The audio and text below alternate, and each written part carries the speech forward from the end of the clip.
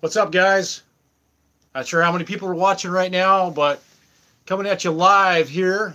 Coming at you live. We got a live stream going on YouTube. Coming back at a live stream. I'm using a tablet that I bought about a month ago, so I'm still getting used to it here, getting my feet wet. Got a microphone attached, so hopefully the sound will be good. Not sure what happens if I go this way with it, if it's better, or if I go that way with it. I'm just playing with the screen right now. Oh, let's see, messing around with the settings on here. Like I said, it's a new device. Please bear with me. Thanks for the thumbs up. Please give it a thumbs up, guys. You know how it is.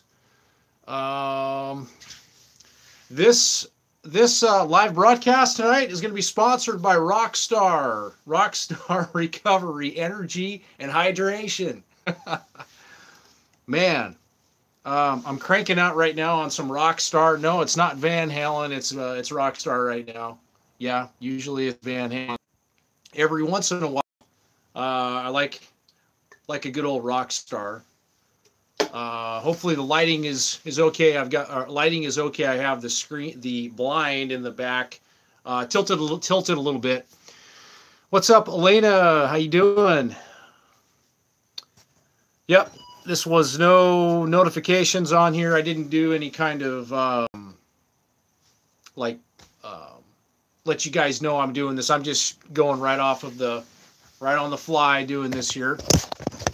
So it's hopefully it's not going to totally suck, but it might suck for a little bit. So please bear with me here, and I will figure out what I can do better next time to make it better.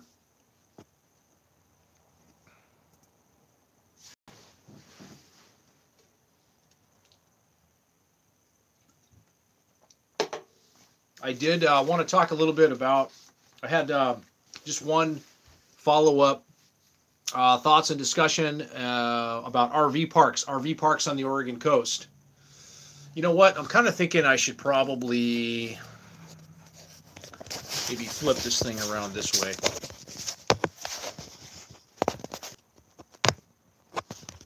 Yeah, we're just going to leave it. We're just going to leave it like this for right now.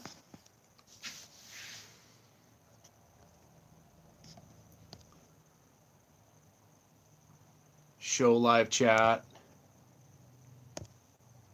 Let's see. We have Elena.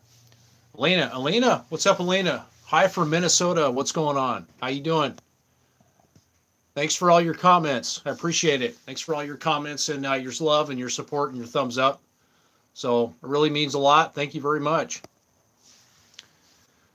Oh, let's see. Oh, we got all kinds of groovy things we can do. Yeah. That's pretty cool. Glamour, bubbles, normal. Playing around. Like I said, I just bought this tablet about 2 months ago, and I can go. It has the software for a live stream. My cell phone that I own. It's an older Samsung S5, Galaxy S5. And it does not support YouTube live streams.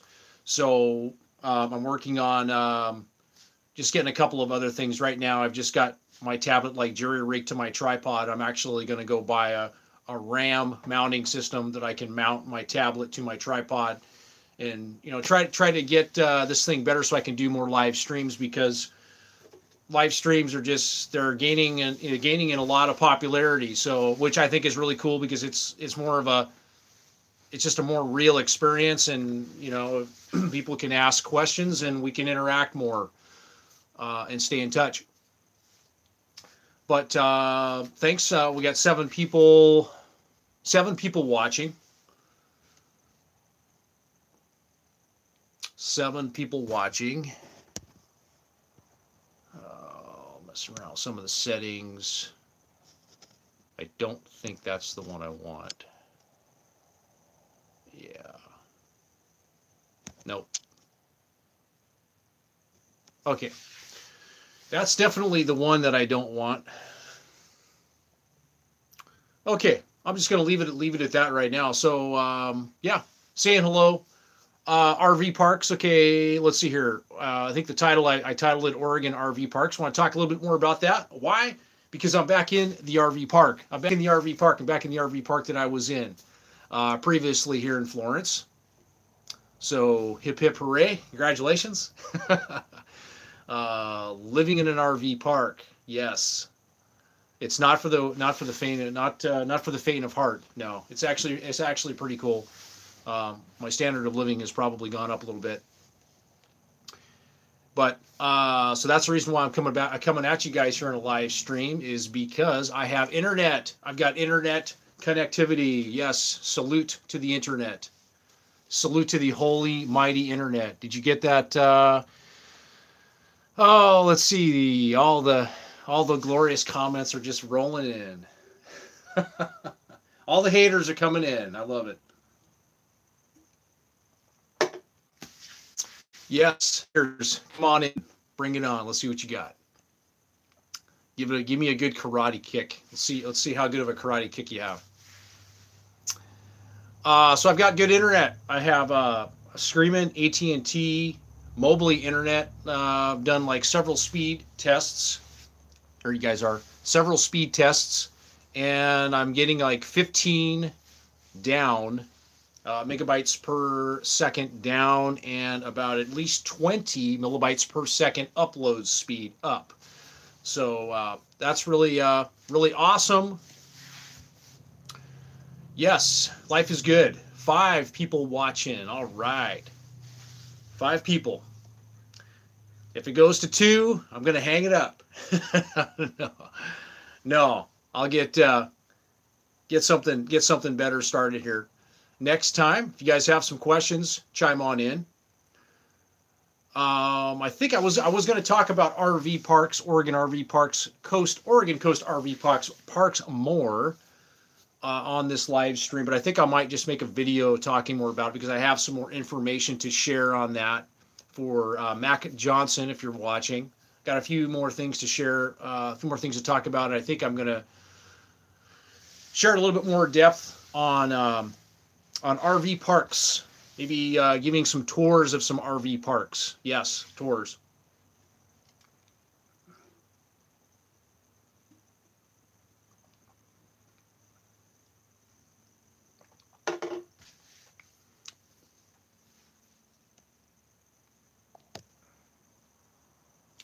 Show comments.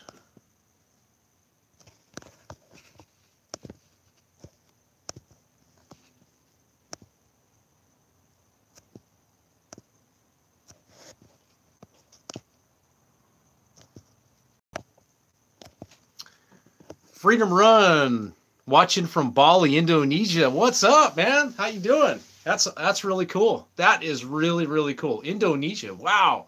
That's cool. Didn't know people in Indonesia have an interest in RVs or camping or what have you. So that's pretty cool, man. I've never been to Indonesia, but one of these days I sure would love to go. So it sounds like a lot of fun to me. Thanks for coming on. Thanks for watching here, coming on board here.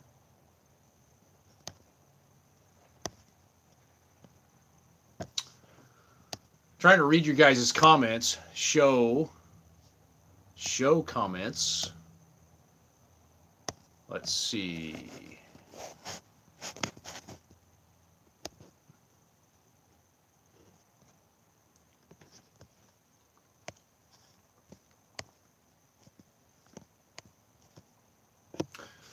So Elaine is asking, what have you been up to? Just been busy working. Just finished a little handyman job today, and then I've also started my part-time job, which is working on the weekends mostly, working as a merchandiser for merchandising product in a few stores locally here on the weekends. So that's keeping me busy, and then busy doing a few other things. The weather is starting to get a little bit nicer. So that means that I'll probably be doing some more exciting things outdoors I can share and show and tell and take you guys along with some of those things. And yeah, that's pretty much it. Just been like I said, I moved back into the RV park here, and so just been getting situated in there, and that's about all. Yeah, that's about all. Just been busy and patiently waiting for the weather to get a lot nicer, so I can start doing more work, more jobs. I have a few painting jobs scheduled, but I need some nice weather to do that. So really just waiting for the nice weather. So, and enjoying ourselves right now. Bobby's out of town right now. She's hanging out with a friend who's considering moving up here from California. So they're hanging out right now. So it's just me solo. Oh, let's see. How's the sound? Is the sound coming in good? And how's the connection, you guys? We got 8 people watching. What's up? Give it a thumbs up, guys. Thank you.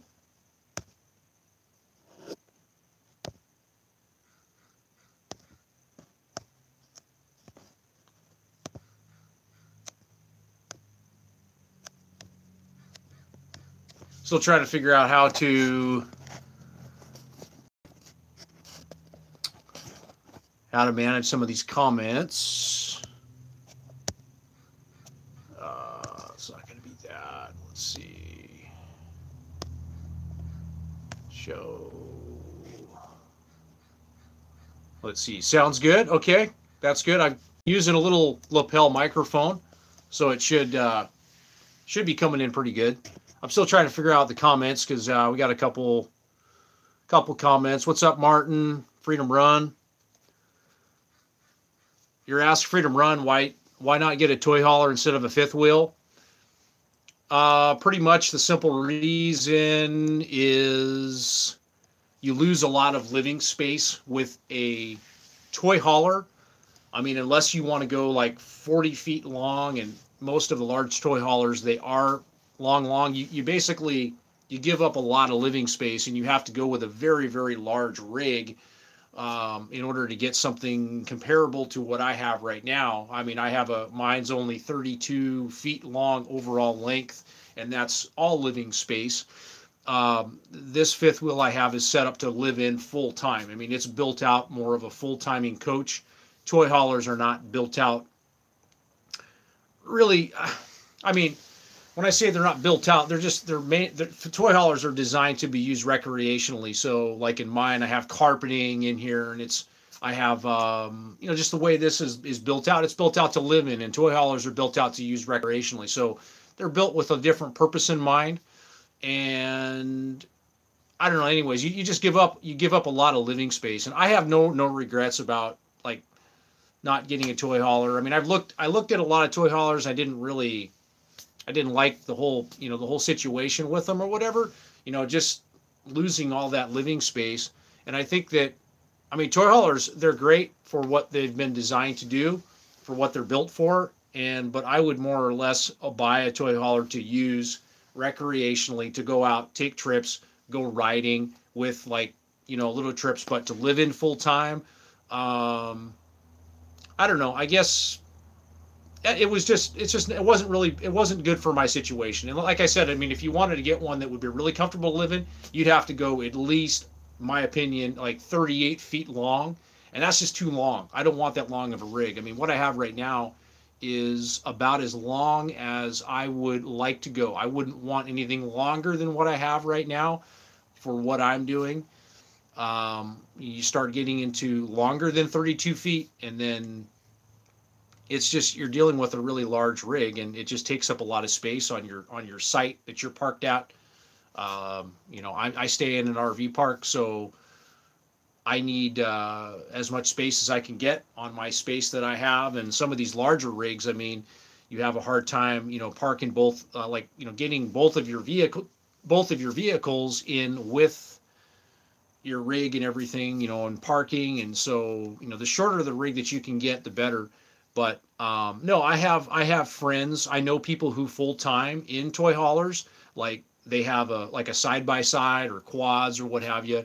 You know, they're retired and they basically they go out and they have fun. I know a couple that they go down to Glamis. Actually, I know a couple people that full time in toy haulers, and they're into the sand duning sport, and they have side by sides, and so they've got a designated garage for the side by side, and they basically spend 6 months of the year in Glamis sand dunes, and then you know, they'll come up north up here. They'll come up to the Oregon coast to spend the summer up here, you know, and riding and everything. So for that situation, it does work out really good. But yeah, that's not my situation. So I've kind of decided, you know, to go a little bit of a different direction. So I'd rather kind of have my own place, eventually my own spot to park, and then from there I can decide how I want to go and have fun. But that's probably a long answer to gives the whole my theory and my thesis on, you know, why not choosing a toy hauler.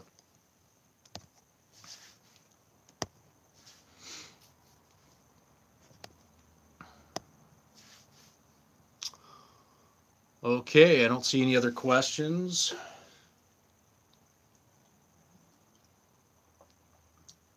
This one's pretty good. It's a lemonade recovery. Tastes pretty good. Caffeine. Shake gently. I never like shake these things. I've done it before and they just explode all over the place.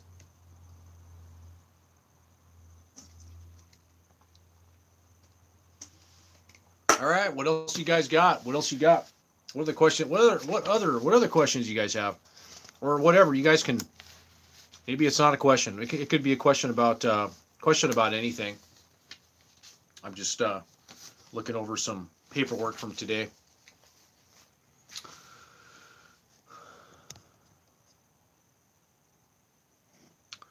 We got 5. We got 6 people watching.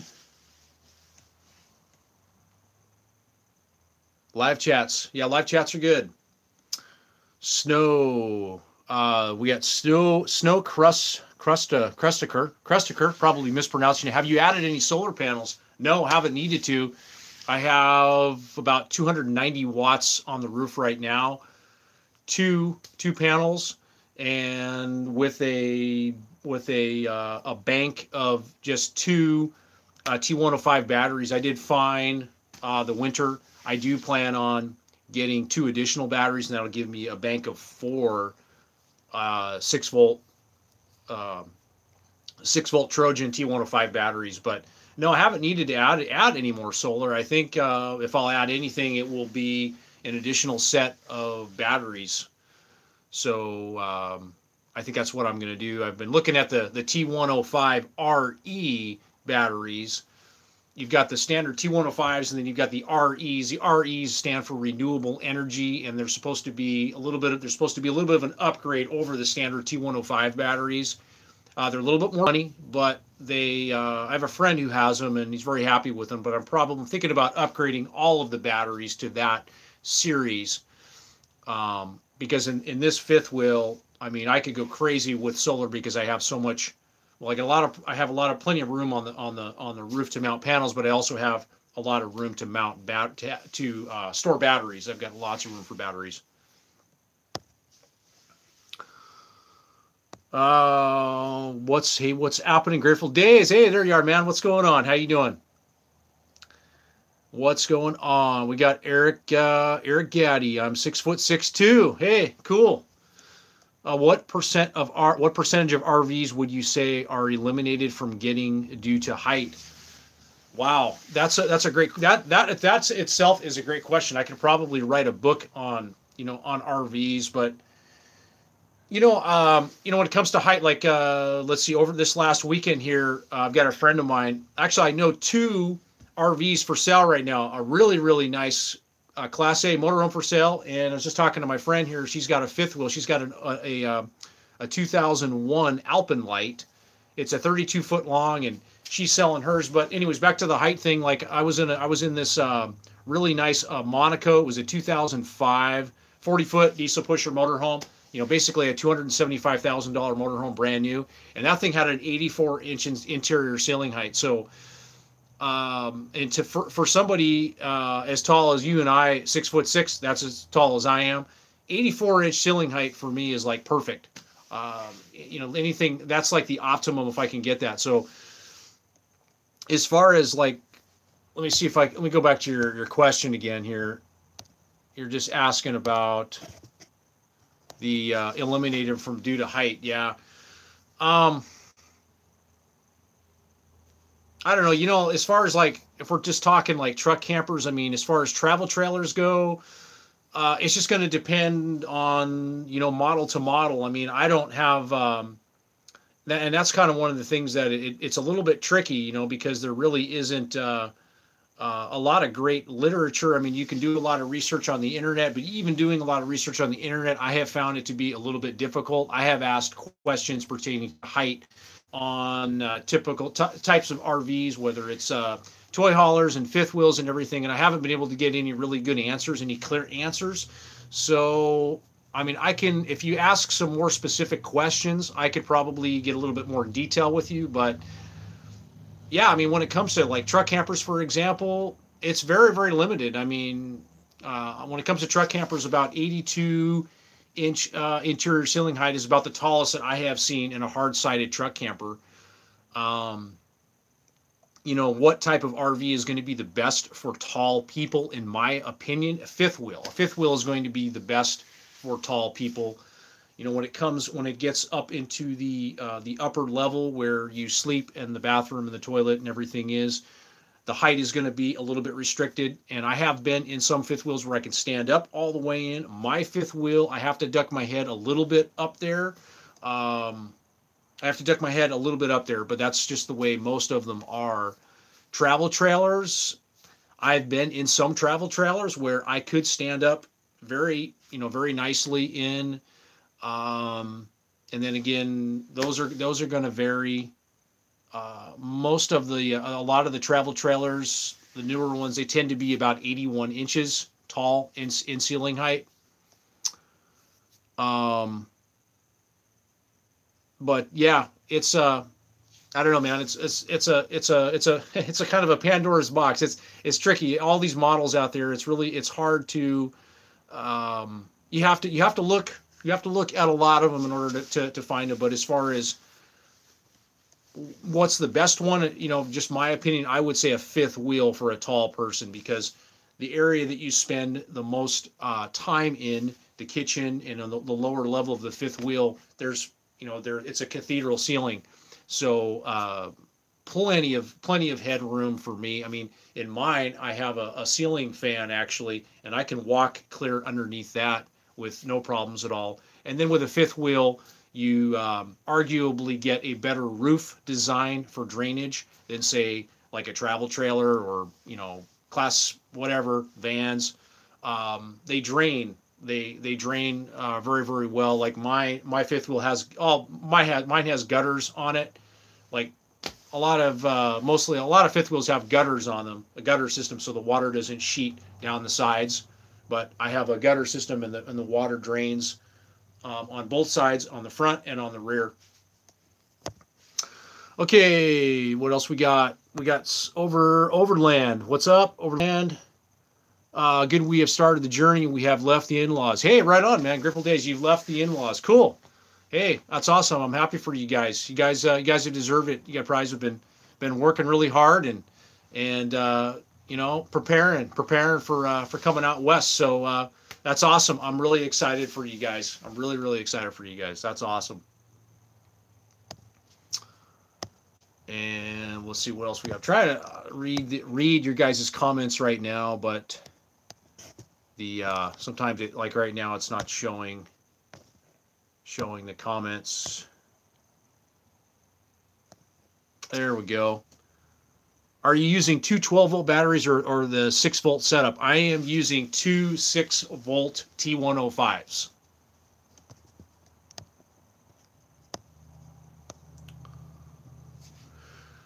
How much would some land in Yuma cost? That's going to vary. I'm planning to spend I'm planning to spend somewhere between 40 and on the high end maybe 100,000, depending on, you know, if I find something really nice. But I know the values have been creeping up slowly. I would actually rather buy something down there during the next downturn, is what would be the way I would like to do it, and then just rent a lot down there. And then by renting a lot, it's also going to determine if I really want to buy a place down there or not buy a place down there. And Bobby and I were talking about that, and I think that's probably the better decision, is to go and rent down there for a while. I mean, I have friends that live down there and everything, so I mean, I already know a lot of people down there, but still, you know, it may end up it may end up not being a place that I want to make as my home base. I may want to make somewhere else in Arizona my home base, and there are a lot of other places to choose in Arizona. I mean, I really like Lake Havasu a lot. Lake Havasu is beautiful, but I've found it just seems that when it comes to, you know, living in your RV, there's a better location. Yuma is just a better place to do that. I mean, Yuma is very, very RV friendly. Lake Havasu, you know, if you want to buy a house, I mean, that's a great place to do it. I mean, Lake Havasu is beautiful, and it's got a lot going for it. But real estate is more money there, is expensive there, and I mean, I think there's trade-offs with every place. In Yuma, closer to the sand dunes, you know, which is a really cool thing for me. I'm a sand duning enthusiast. Well, just off-roading enthusiast. I mean, if you like going out in the desert and playing and exploring and doing geocaching or riding, I mean, like, you can ride in Yuma. I know I'm getting way off topic here, but like in Yuma, in Arizona, you can ride your ATVs right from your house. I mean, it's legal to do that. So there's just so many options in Yuma and Havasu. But I really like Havasu a lot. But just because there's more going on there, you know, they've got some good gyms, and there's probably a lot more younger people there, kind of more my generation, you know, generation Xers or whatever there. In Yuma, it tends to be a lot of you know, a lot of older retired people, you know, but it's cool. There's a little bit of everybody there in Yuma.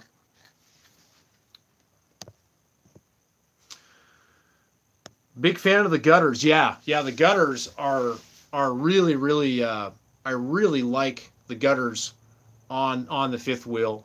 I didn't have that system on the truck camper, and so when it would rain, it would pour down the sides, and that really does save. The gutter system does save a lot of your caulk and everything that you have on the side. So that's definitely a big bonus. I would imagine on travel trailers they have that same similar gutters, or Class A's, Class C's. I would imagine so. I don't know. I haven't done enough research on that.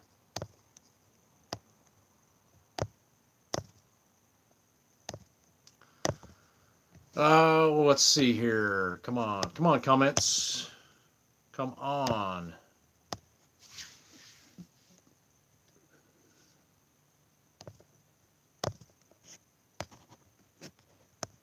Wow, it's already been a half an hour. That's crazy. Time just flies on these. Time goes by really fast on these live streams.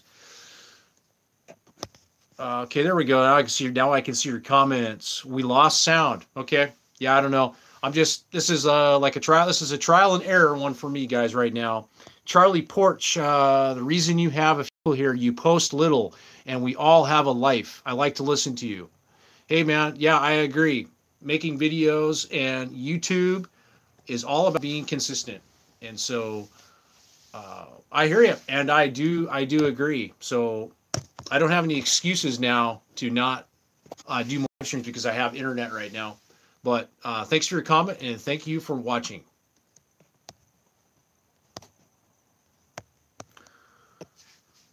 We got Eric. Okay, thank you. Thanks for your answers. Cheers. We got Big Slow. When you hitting the dunes again? It's coming up soon, man. It's coming up soon. I just bought some new paddle tires for the Banshee and made a couple of other improvements here. Don't want to just break all the news here at once, but It's coming soon here. I'm thinking like maybe in the next week you guys might see a video of the screaming banshee screaming through the dunes. I know I'm ready for a ride. The weather just hasn't been optimum yet, so it's been still a lot of rain. Curtis goes, awesome. What is the meaning of life? What is the meaning of life? Well, what is the meaning of life? That's a great question. I think it's going to mean a lot of things to a lot of different people, but what is the meaning of life? Oh man, you put me on the spot. You're putting me on the spot.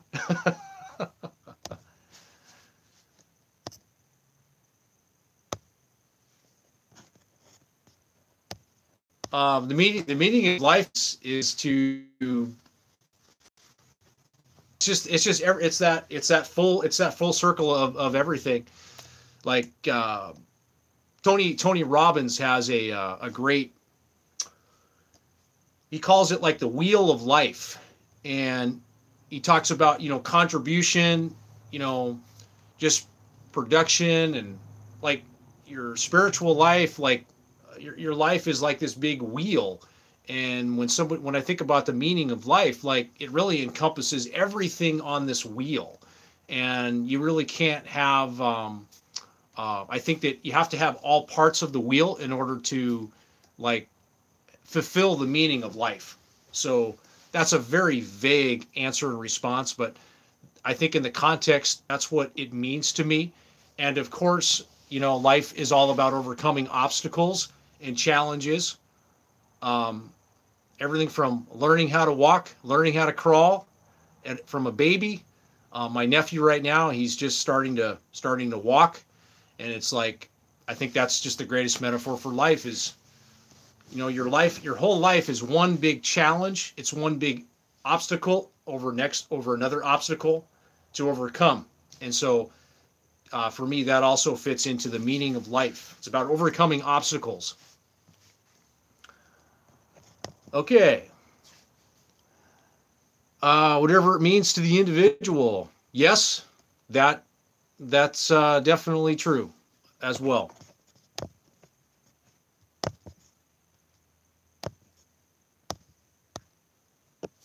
How's your lady adjusting to full time? Good. Yeah, she's doing really good. So she's definitely liking the simple life and getting away from the rat race life. One of the things how we live right now, we don't do any commuting. We don't commute to and from our place of where we work. We live in a smaller town.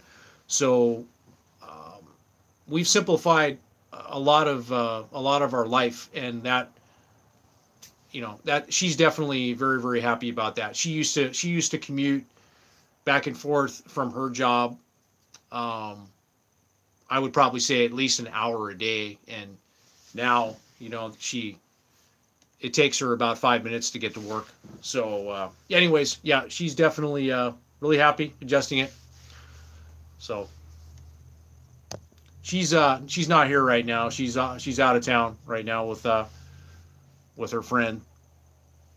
She's probably watching this live stream right now. So I got to be careful what I say.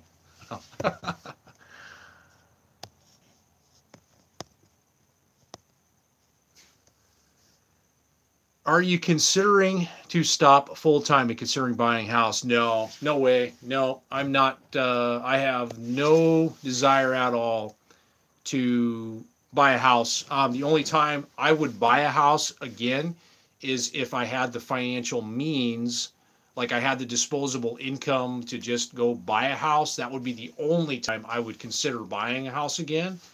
I mean, if I had the financial means, that would be the only time. But I would never again in my life would I ever put myself in a situation where I'm going to be a slave to really anybody again. I believe in paying cash for everything. I mean, when it comes to your house, like that's a, in my opinion, that's a luxury, and you have way, I'm kind of getting off. I'm kind of going off the deep end with your question, but um, there's just you have way more other priorities besides buying a house. A house should be the last thing that anybody should think about buying, and that's probably a whole nother discussion. But from my point of view, no, I want to own. I want to own. My life. I want to. Housing is our number one most costly expense, and it's the thing that everybody. It prevents everybody from. In my opinion, it's one of the things that prevents people from getting ahead in life. Is it just gets out of control. I mean, people are spending 50, 60% of their income on housing, and it's just like it's absolutely ridiculous. And that's one of the reasons why people are struggling so much, and that's one of the reasons why I am a big fan of RV living, is because you can reduce your largest expense by 10, 20, 30% over what conventional ways of living. So it's one of the ways that if you want to, and of course simplifying your life, eliminating the unnecessary burdens off of yourself, and you know you need less resources to live. You need less income to live. I mean, I don't right now. I don't need the amount of income to live this way as I did when I owned a house. When I owned a house, I needed to come up with a couple of $1,000s, about $2,000 a month. I needed to come up with, just to live. And now I can live on less than half of that. I can comfortably live on that. So, and that's, of course, splitting some of those costs with another person. So, but, okay, we got, if you're looking in Arizona, let me see here. We got Pot Liquor Hound. If you're looking at Arizona, check out Arizona Hot Homestead. His name is Jeff. I've heard of him. Yes. Places trailer off grid ideas. Yeah. Yeah. I've done a little bit of research on the whole off the grid thing, and the what I've learned from talking to somebody else who did a lot of very thorough investigation on like living off the grid and tiny home living and doing it legally. Okay. Like legally, so that they don't come in, or the county, the government doesn't come in and tell you to you can't do this, or you got to leave your property or whatever. Is a septic. It's the issue of it's the issue of having a septic on your land. So there really isn't a lot of ways to get around that. Yes, there are some counties. Please forgive me if I'm just shooting off the hip here, but like Pima County in Arizona, there's a county south of Tucson. There's a couple that has a YouTube channel. I forget the name of their YouTube channel. They're doing the tiny house thing on the off the grid, and yes, there are some counties down there where you can do it without septic, but septic is the big issue. Going into a lot of this from some of the research that I did, but there's a lot of different ways to to do things. So the whole composting your waste thing, I suppose, is another option, and I don't know what all of the legalities and the regulations are around that. But I do know that septic is a major issue with off the grid living, with the ordinances and stuff. So, and they're really clamping down on that. So, that's what I know at this point. But yeah, as far as like off the grid, I mean, I think off the grid is cool. Everything has trade-offs. So you may have a piece of land in an off-the-grid area, but you may have really lousy internet. You may not be able to get a good internet signal. And of course, there are maybe some ways around that. But for me, I have to be where I'm living. I need to have internet, and so that's a real big deal. So, anyways, yep. There's a lot more to it.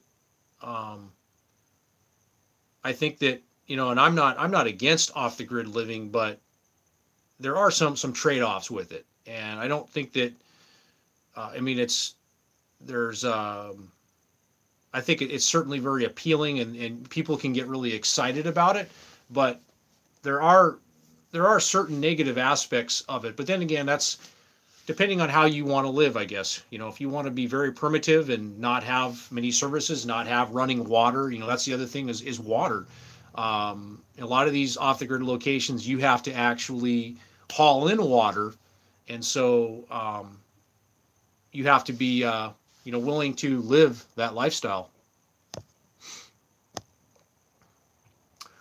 Trying to read your comments. Here we go. We got Curtis goes awesome. That was a great answer. Had me thinking. A circle. Lots of things in the circle analogy. As I'm trying to be funny, but I know you're trying to be. I know. And hey, I thought I would go off on the deep end, and that was my opinion.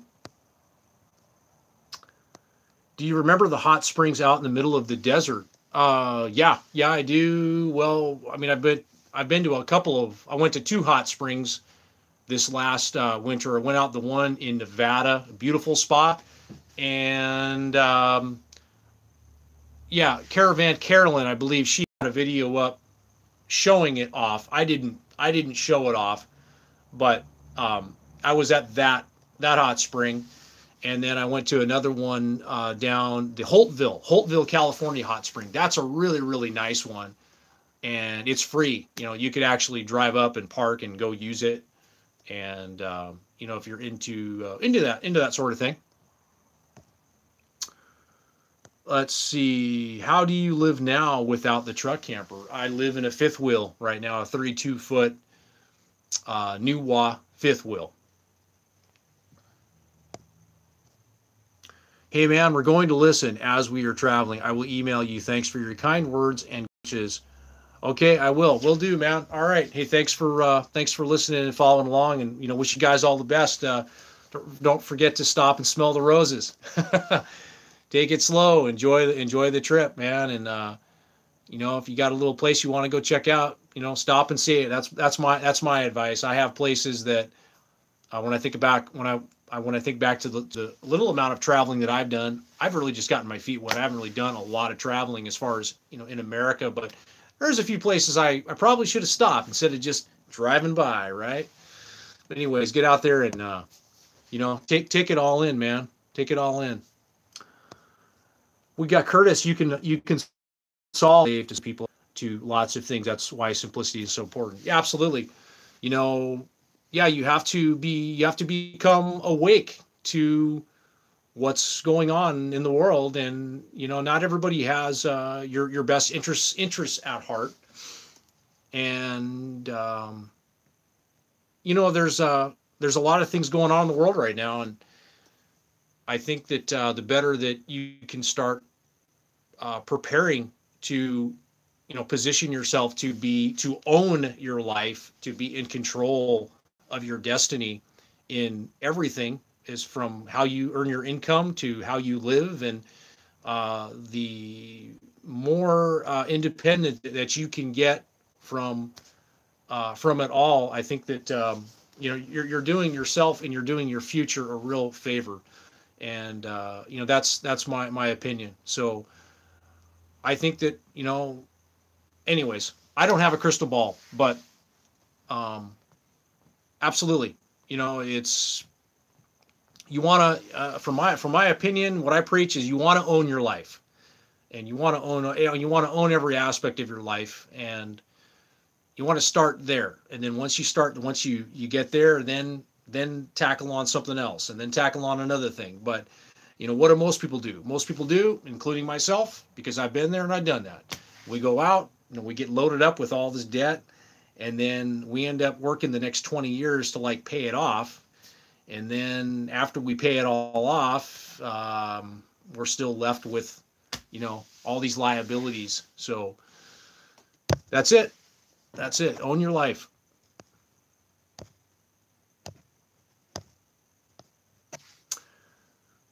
That's a very smart way to do the business. No debt, cash only. Save as much as you can for your non-working years. Yeah, absolutely.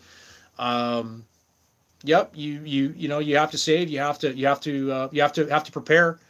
I think that some of the best people to look to for financial wisdom, if you will, just my opinion, are immigrants, people that come to this country with nothing, and go and study and look how they live.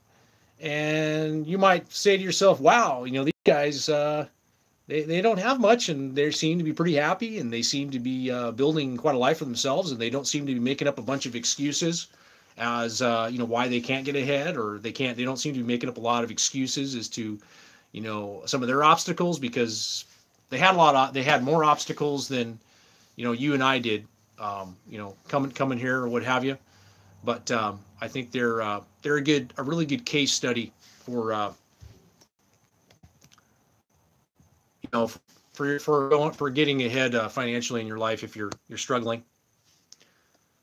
But yeah, it's there is a place, as far as the whole debt thing goes. I mean, debt is basically it's a tool, it's an instrument, and you have to get educated about it. Okay, it's neither good nor bad.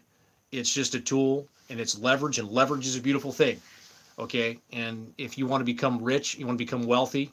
Okay, you need to understand leverage, and you need to understand math and scale and all that kind of stuff. So debt has its places.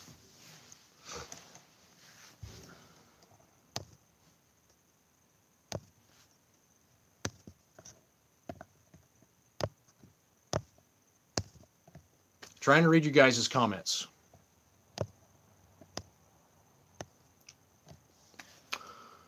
What is the majority of your living expenses now? Oh, for a couple right now, I'm gonna say about $1,000 a month. Like, just probably no more than $1,000 a month, and that's including just food, rent. Um, I'm gonna say $1,000. Could be a little bit less, could be a little more than that, but on the average, it's gonna probably be around that amount. Around that amount.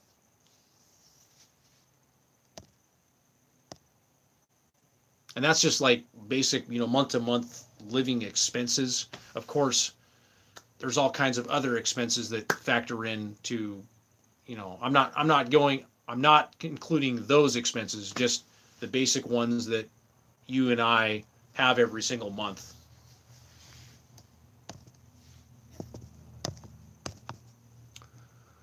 Okay, what else we got? I'm trying to read your comments. This is a little frustrating. I keep clicking on this. I hit show. Okay, there maybe I just have to click on the screen. Okay, just talking to myself here. We got want to see your lady on the Banshee. Hee hee. Yeah, I don't think that's gonna happen. She's gonna have to get her own four wheeler.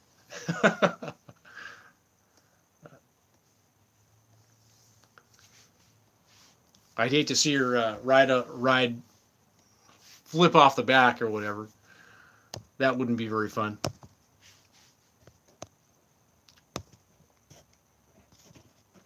So we got 12 people. We're at 50 minutes. I'm gonna go for like another 10 minutes, guys, and then gonna hang it up here. Unless you guys got like you guys come at me with more questions, I will continue.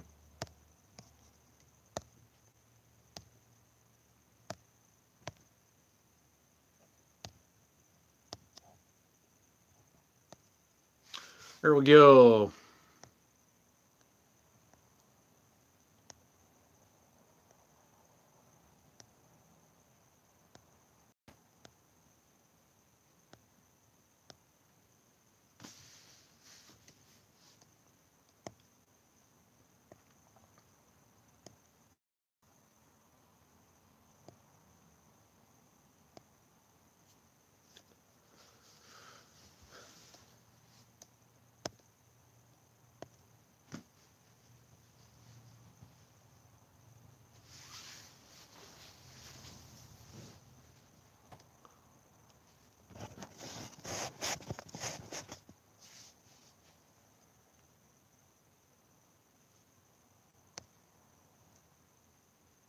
Are you camping on the Oregon coast right now? Yes.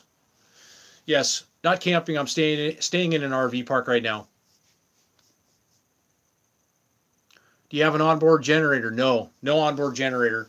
I have a small Honda 2000i that I use, but I never use it. I This past winter I never had to use it. My solar with my batteries was more than enough energy to keep everything going. I was dry camping. So yeah, do you have an onboard generator on your fifth wheel?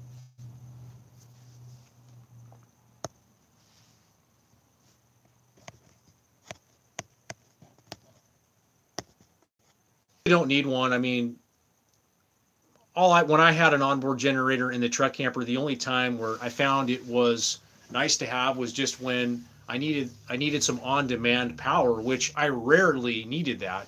If I needed a generator, I needed to like run it for continuously for a longer period of time. So I didn't find that the onboard generators to be much of a necessity for me. A favorite place on their Oregon coast? That's a hard question. Favorite place on the Oregon coast? I'm still exploring the Oregon coast. I am going to be going down this summer down to Gold Beach. I'm pretty fascinated with that area right now. We're going to kind of go up the river and go camping. Forget which river it is. It's not the. Anyways, I forget the drawing a blank on the river. We're going to go down there. We're going to go down to the Sixes and do some camping down there. Car camping. We're going to do. We're not taking the trailer. We're going to do some tent camping and with Bobby's car. So yeah, we're still checking places out. Um, Cape Cape Blanco is really beautiful. I really like it down there a lot.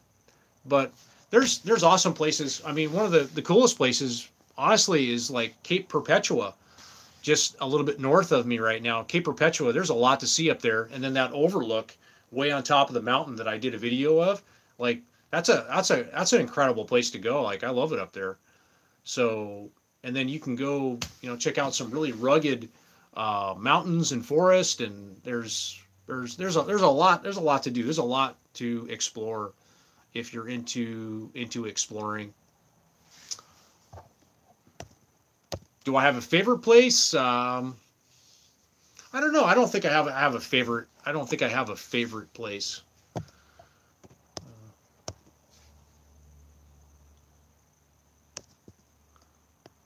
Chef Richard, what's up, Richard?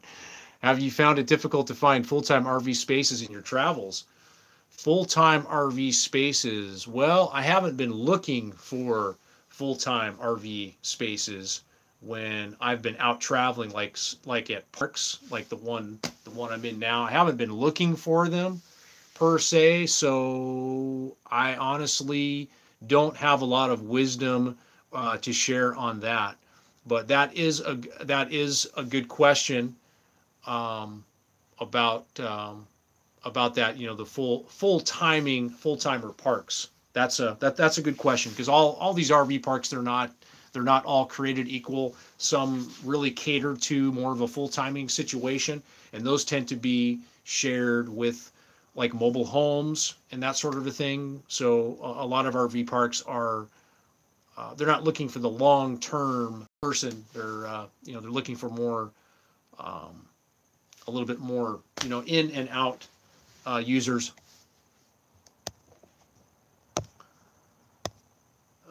We got Jim Burwell. When dry camping a lot, where do you find places to dump your tanks and tank up your propane so you can continue boondocking? I use an app called. There's a couple apps I use. There's free dump tanks, dumpstations.net, freecampsites.net. They have another website that does dump stations, and I use that one. And then I also use Sani Dumps. And as far as like the dump station thing going, yeah, I mean that can sometimes I find that a lot of times in Arizona you're going to have to pay for them.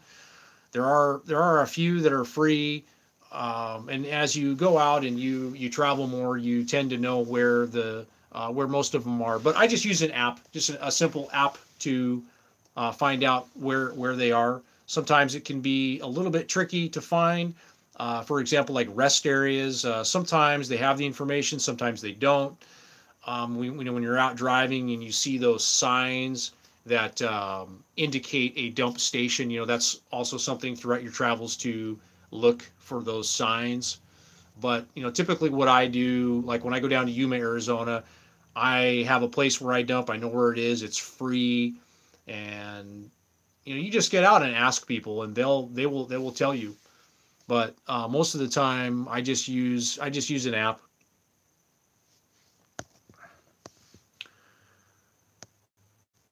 Propane's pretty much the same thing. There is an app for propane. If you just go to Google Play in the apps and just type in propane, there is an app also for propane which will tell you where stations are available. I keep hearing about an earthquake, chances offshore where you're at. Do you think about this? An earthquake?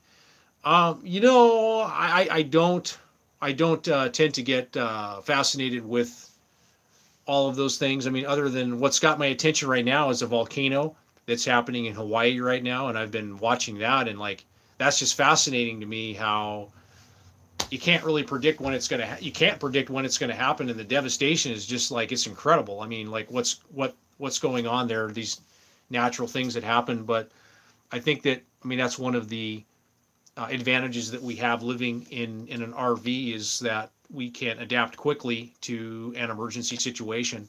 So I think that I'm not really impacted where I'm at with an earthquake. I mean, well, that's probably not true. I think I'm more probably impacted with something happening out in the ocean, a tsunami, like an earthquake happening in the ocean, and then some waves being caused from that. But I'm not living like near the beach line, the coastline, so I'm inland a ways. I'm actually not living in the tsunami zone, but I'm inland quite a ways.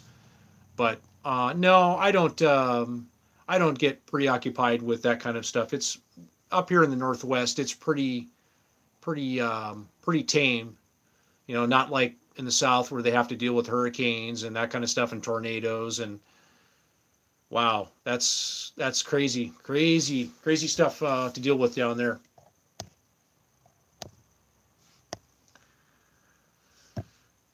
Let's see comments.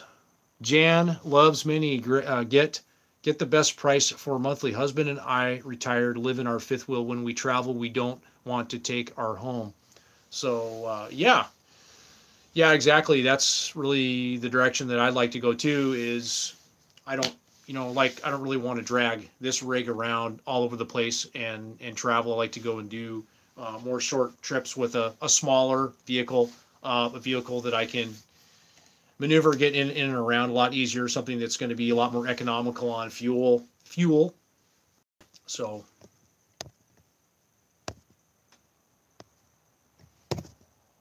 take care. Curtis Gold, awesome. Got an appointment with relaxation. Enjoy listening to your knowledge. Right on, brother. Thanks for coming in, buddy. Have a good one. We'll see you later. Keep being awesome out there. If you guys haven't checked out Curtis Goes Awesome, go check his channel out. But I gotta warn you, man, he's gonna blow you away with his energy. That's a warning.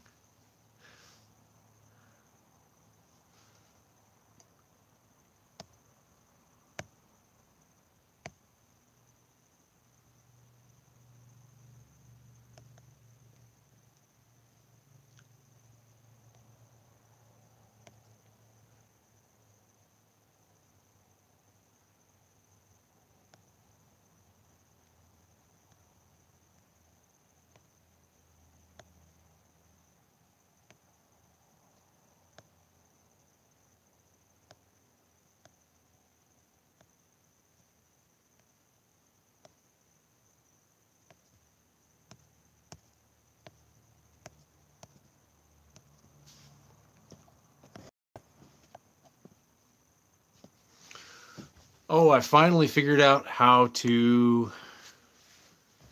I guess, block or remove or whatever. Remove a comment. So, okay, pretty simple. Not that I have to do that or anything, but it's always good to know. All right, Jim, take care. Thanks for the info on dump apps. Keep up the great vids and live chats. Right on, Jim. Hey, thanks for watching. And yeah, there's plenty of information out there. My favorite one would be the Sani Dumps app. Very, very accurate and very good detailed information.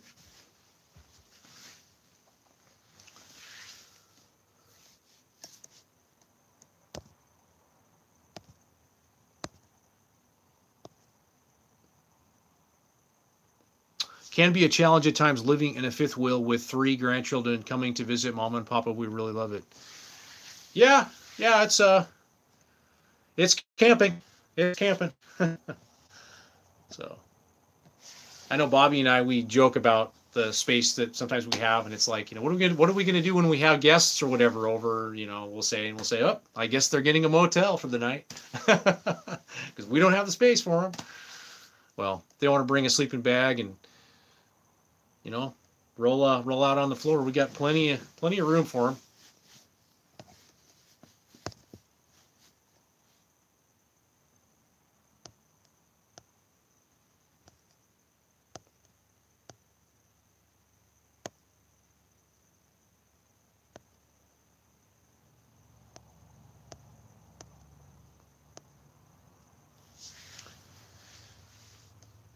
Well, we're at an hour. I'm gonna keep going a little bit more here. We got Overland. Sohorim Overland. Do you still carry your bug out backpack, and did you get one for Bobby? Yes, Bobby has a bug out bag. We bought her one at the Army surplus store in Medford, Oregon. There's an Army surplus store, and I bought her a backpack there. And yeah, I still have mine. I've got my survival supplies in there. In the event that there was some kind of an emergency or a crisis, and my bug out bag, my backpack has the necessary supplies that I would need in an emergency, whether it be bandages, whether it be cash, whether it would be I need a tool to fix or repair something. I will typically have that in there, and I never take it out of that bag. So that's the purpose for me. Purpose for me having it. But yeah, Bobby has one, and I need to get her. I need to get some stuff in it for her to take care of herself. That's the other thing. Having clothing, socks, underwear. There's so many great benefits to having a bug out bag, a backpack that you prepare for preparedness. Having food, MREs, having some water in it. Rotating things. So absolutely, if there's a crisis, you are prepared to do whatever you need to do. You might need to go camping. And you have everything you need there in that bag. It's also a fun hobby too. I've been thinking about doing other things on YouTube, still the toys, but a lot more circle going awesome, like stories, motivation, travel. Still thinking a lot more I could do. Yeah, there's a lot more we could all do. I'm always thinking about things to do different. I'm just trying to get better at what I do, but trying to get better. But yeah, there are so many things we can do. And I've had a lot of thoughts about starting another channel, and another channel would be just another outlet, or really to capture a different audience segment that's really interested in this one thing that like I'm passionate about. So I've thought about doing that kind of things. But I know that the best thing to do is to really focus on one. I think. One thing at a time, or just roll it all into one. And that's really what I've done on mine. But anyways, dude, that's cool, man. I'm glad to hear that you're innovating. You're innovating what you're doing, and just I'm always thinking about that too. I'm always thinking about what isn't being done out there already, and just what isn't being done out there. There's so many different angles, and you got to think about terms of marketing. How you market whatever it is you're doing is everything. And so, anyways, yeah, just kind of rambling on here, but I get you, man. I just wouldn't overthink it though. You know, I would just do what you want to do, man. You know, and just like, if the people like it, then like they like it, and if they don't, then you'll find out. You'll find out if like people don't like it. But sometimes it isn't about if the people like it or not. Sometimes it's about if you like it a lot and just keep doing it. Eventually, you'll find people that'll want to come aboard your train. I think you just got to be real. You got to be authentic, and you know, you got to be transparent with what you're doing.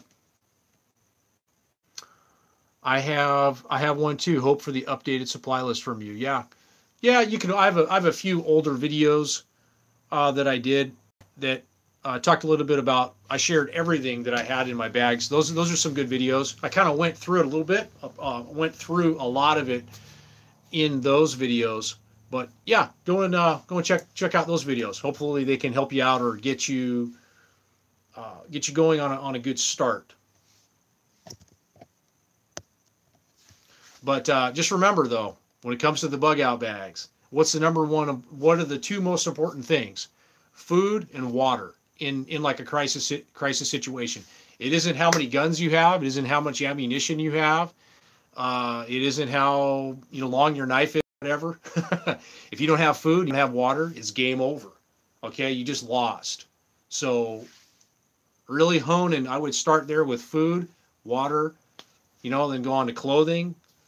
Then go on to weapons or tools, that sort of thing. That would be my advice. Medical, bandages, all that sort of thing. I would start there.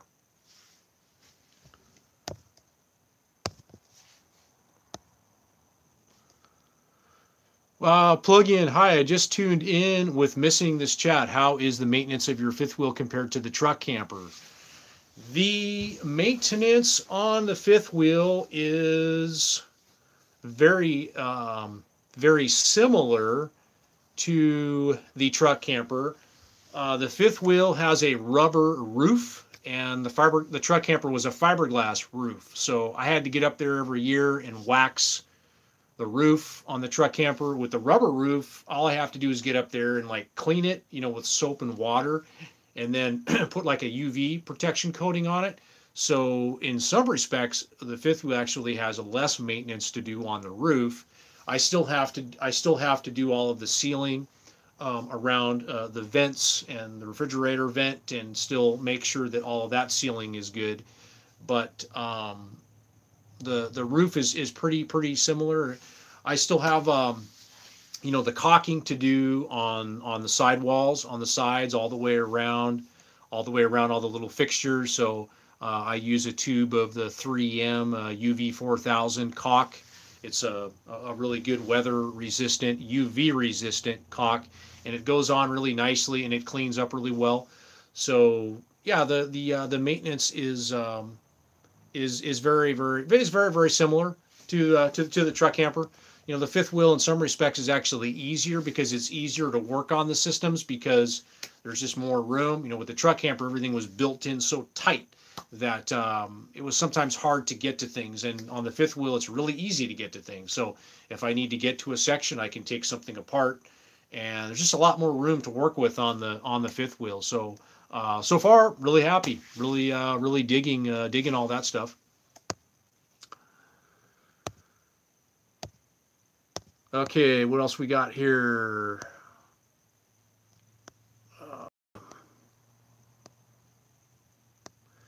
Be going 5 years. You said don't overthink it. You should do what you love, and the right people will show up. Yeah, absolutely, man. It's like you gotta find your thing. I love videos because videos work 24 hours a day, 7 days a week. And like I said, I'm going to jump right into it here, but it's all about work. You got to work hard and you got to work smart, and you got to think about scale. You got to think about leverage, and that's what videos are. Videos are scale and leverage. And a video that I made three years ago, it's still going, it's still working, and it's still it's still working out there. So like, yeah, videos are great. Videos are awesome. I think I just kind of lost my train of thought there. Let me go back. These comments, they keep coming in and out. It's really annoying.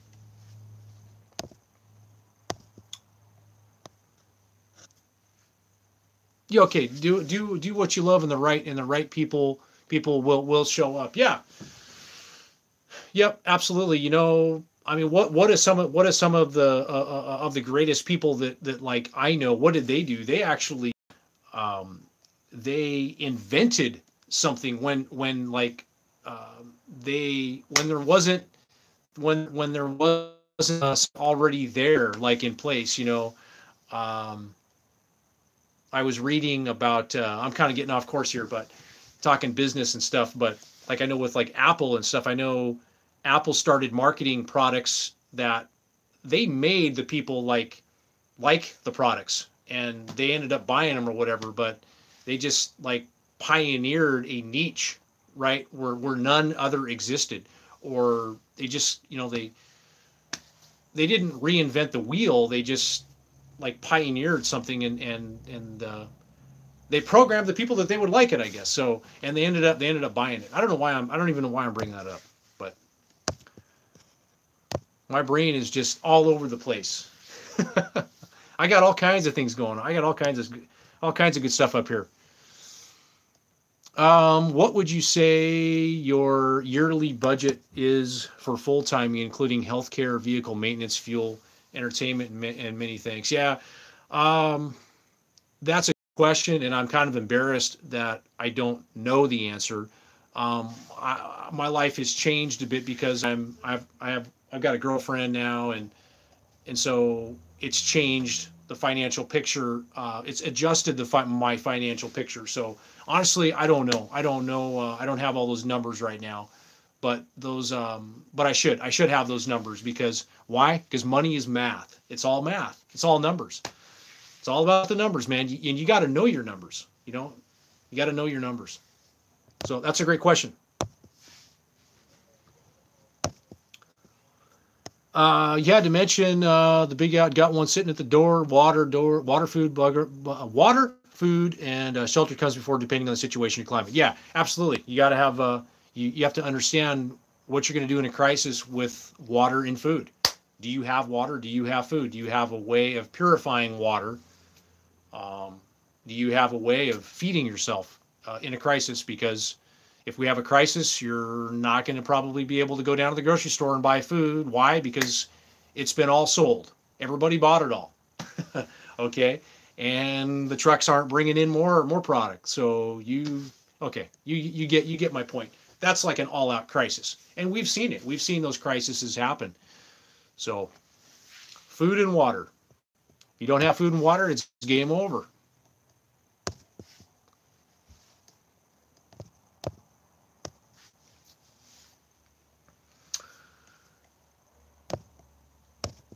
Trying to read your comments.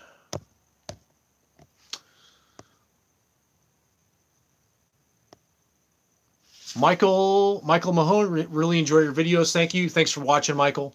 Keep living the dream. Not everyone has the courage to live it like you. It is inspiring. Thanks, man. Yeah, I mean, take courage. I mean, yes, it takes courage, but from my own personal opinion, it's more about rewiring what's going on up here. You've got to rewire your brain. We've all been programmed.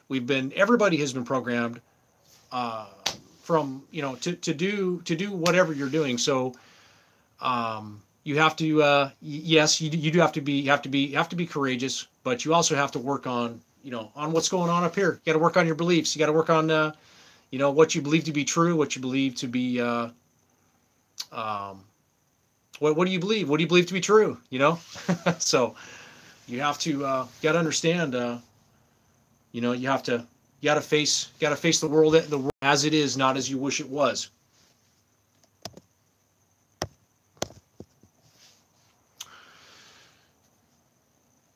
And the last thing, how much will you sell those amazing curtains behind you for? Oh man, I don't know. I don't even think I could give them away. I don't think I could give them away.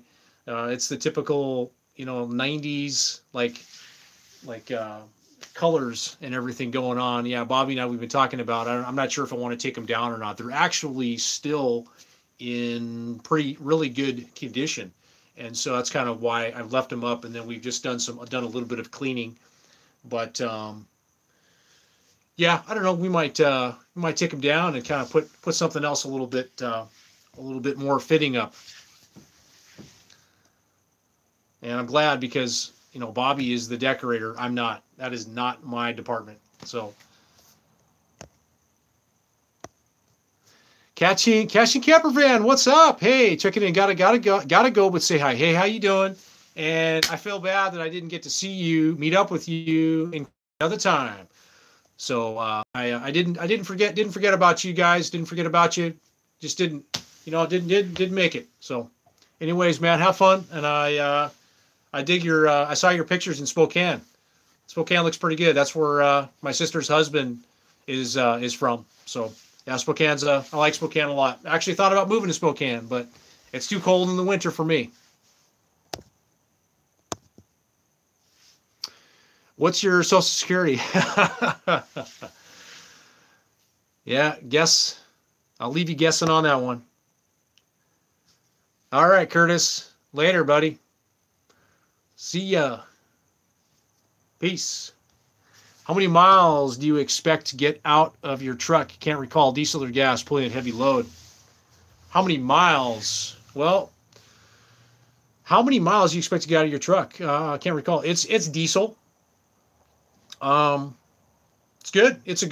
This truck is a good match for this weight of camper, of RV. It's actually within the payload capacities, which is good.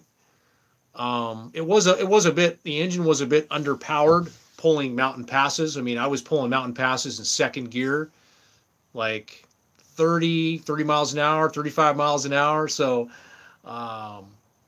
it's definitely a little bit underpowered in that regard, but it's okay. It did the job, and that's really all that matters for me right now. I'm not trying to pull a pass, going 80 miles an hour. So that's not my goal, and that would be stupid and dangerous. So, anyways, how many miles? I don't know. As long as I keep taking care of it and maintaining it. It's all about maintenance. I just put a set of brand new tires on the rear. I put some Toyos. I haven't done a video on them yet. I'll probably do a video and show you guys what kind of tires I put on and who I bought them from.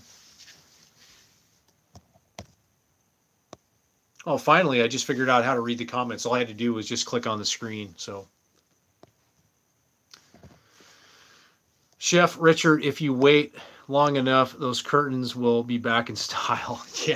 Yeah, maybe they will. Hopefully they will. If the theory holds true, I mean, didn't bell bottoms, aren't they back in style? So maybe in another 10 years, the 90s, pink or whatever, will be back in style.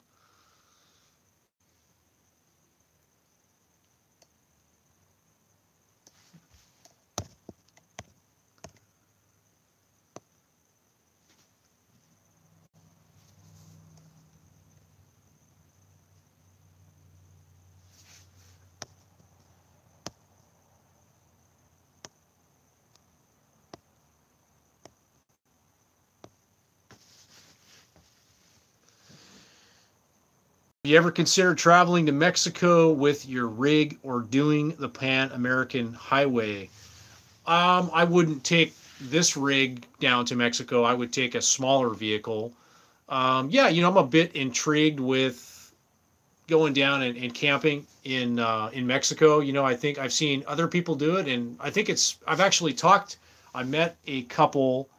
They have a YouTube channel. I forget their channel. I met them at a casino in Yuma here over the winter, and they were telling me about their stories. They were on a van, and they were traveling down to the Baja Peninsula, and they were telling me about all the stories and partying on the beach with the drug cartels and stuff, and some crazy stuff going down. But they pretty much, you know, they always made it out unscathed down there. But yeah, I think that would be one heck of an adventure. But no, I would never take a rig like this down. It would be a very simple whatever I would be doing type of trip. You know, just a little single vehicle or whatever. The Pan American Highway, yeah. Again, I wouldn't like to drag a rig like this up to Alaska. I wouldn't do that. I would take a small car or a smaller vehicle, something that would get better fuel mileage type of thing. So.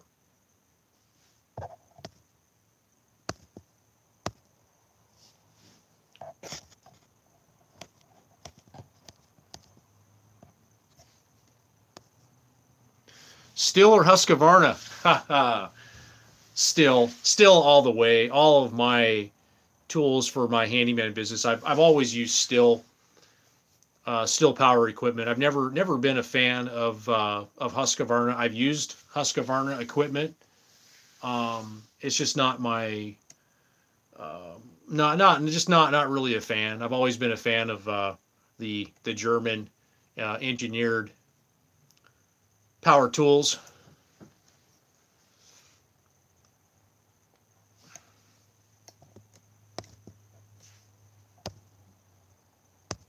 Husqvarna and Stihl are kind of like, you like Ford or do you like Chevy? Is it Ford or Chevy? Is it, you know, Chevy or Dodge? I mean, it's kind of which one do you like better? It really comes down to personal preference. But yeah, I like the Stihl.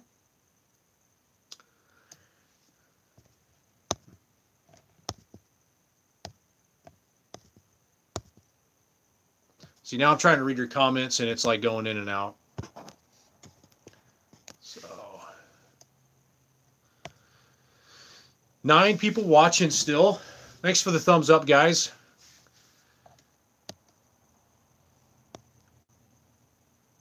Seriously, how do you, although do you think the tiny house movement will affect your ability to travel, find an RV space? The tiny house movement.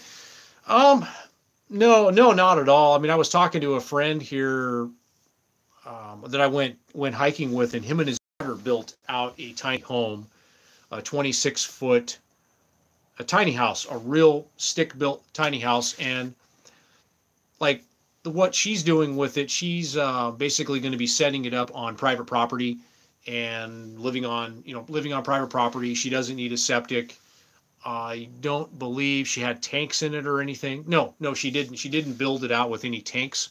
She's using a composting toilet, so that's how she's gonna, get around all that, all of those legalities. But yeah, I mean, it's I don't know. Honestly, I really don't study the tiny house like movement enough. I don't study. I don't really know. I'm not really in that. I'm not very knowledgeable of that niche. I haven't really studied it because I think the tiny house is cool and everything, but the challenge is it seems to be more of a situation that works out better for people who are going to park it like long term on private property, not something that's going to be moved around. And an RV is designed to be mobile. It's designed to be on the road. It's DOT legal. It's DOT approved to be on the road. And a lot of these tiny houses, they're meant to be moved. But I don't know. I honestly, I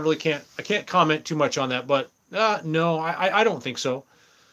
I don't really think they're going to have too much of an impact on things. I think if anything, I think they're probably going to have a hard time finding places to park them because I don't think a lot of RV parks will accept them. But who knows? That may be changing too. So, but I know tiny homes, you can build them with tanks and so that they are RV park compliant. So I guess it all depends. I know what we're seeing also like right now, which I'm kind of intrigued with, is the school bus build outs. They seem to be gaining a lot more popularity as a as a unit, as a type of rig to build out as a tiny home. So those are kind of gaining also a lot more popularity. And I know that, a lot of RV parks would not potentially take them, either. So I think a lot of people are, they're building rigs so that they can put them onto private property, onto a private property type of situation. But that's getting tough too, because the regulations and code compliance, and it's just, it's not legal in most places that, doing the little bit of research that I've done, it's just not legal. So you're putting yourself in a situation where you move and everything else. So anyways, it's just a matter of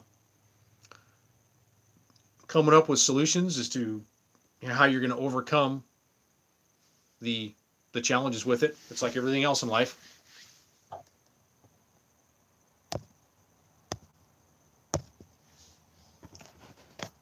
It's kind of like situation living in your RV. It's I wanted a form of affordable housing, and I found out that this was like probably the one of the best ways to do it legally, okay, and probably only one of the best ways to do it legally. So that's one of the reasons why, I chose to do this.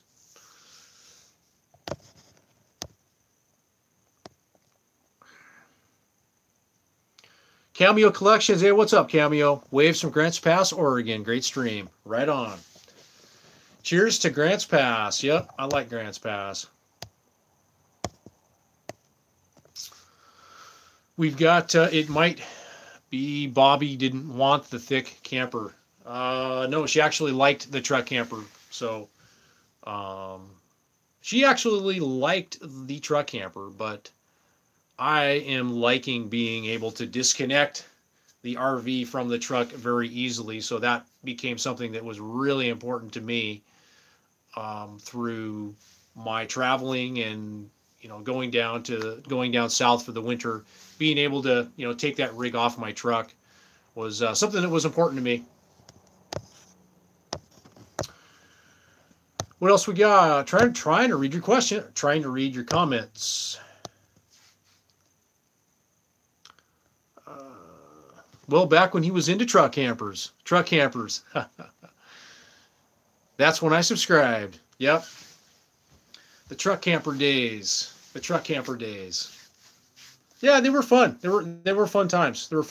Now, I think I look at just all of the space I have and the comfort that I have now, and it's quite a step up. I think it would be hard to go back to a truck camper in my current situation now.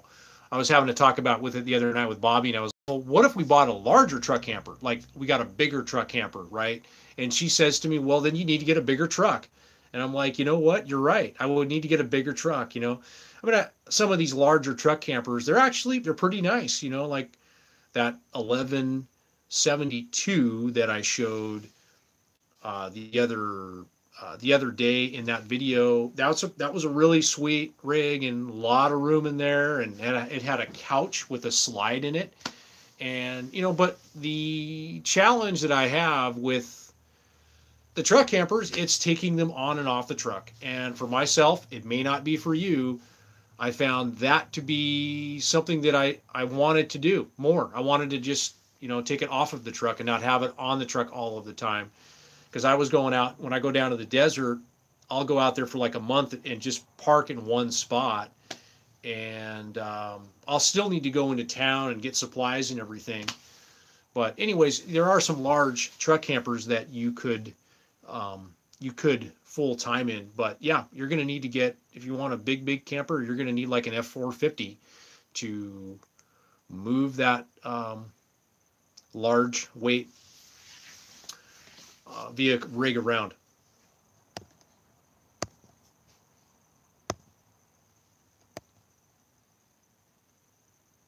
Did you ever consider Bigfoot fiberglass campers? No, I didn't, because all Bigfoot campers have a 6'4" interior ceiling height. That's the tallest they made them. So they were not an option for me.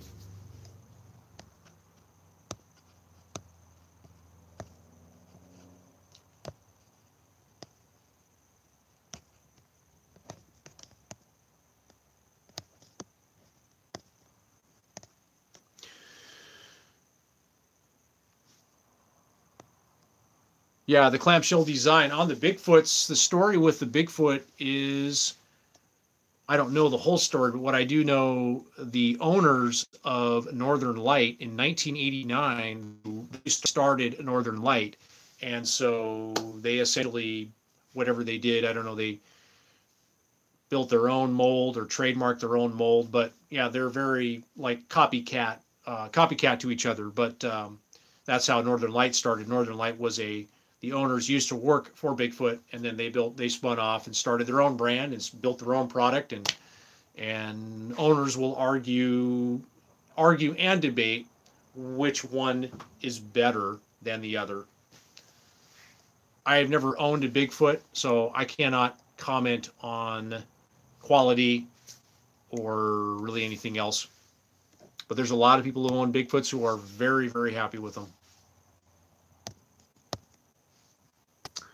Cameo Collections, our first rig was a 15-foot caveman camper left. Now it's still around. Yeah, caveman, those little caveman campers. Yeah.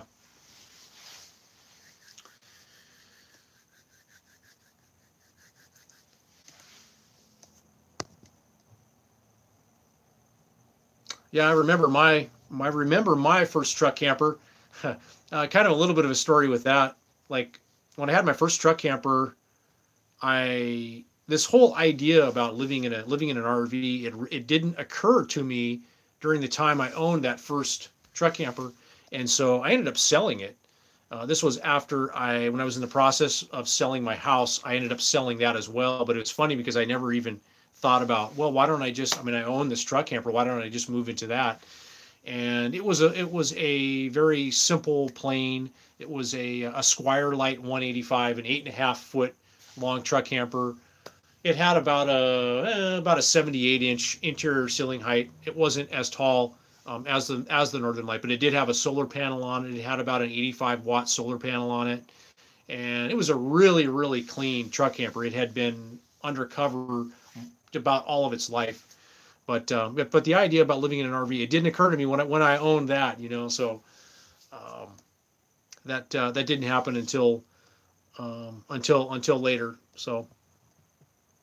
Do you ever frequent Cheap RV Living forums? I love the advice. Yeah, I do. I go in there occasionally, and I will be researching something. Whether I think the last time I was in there, I was researching heaters, and well, I was in there researching heaters. I was in there researching refrigerators, and so there is a wealth of information in there for a lot of things, a lot of specific things.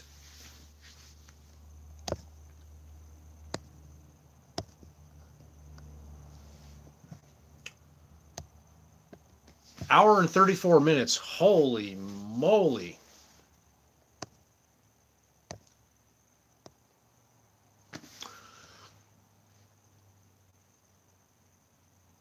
Can you cross your eyes? Can you try?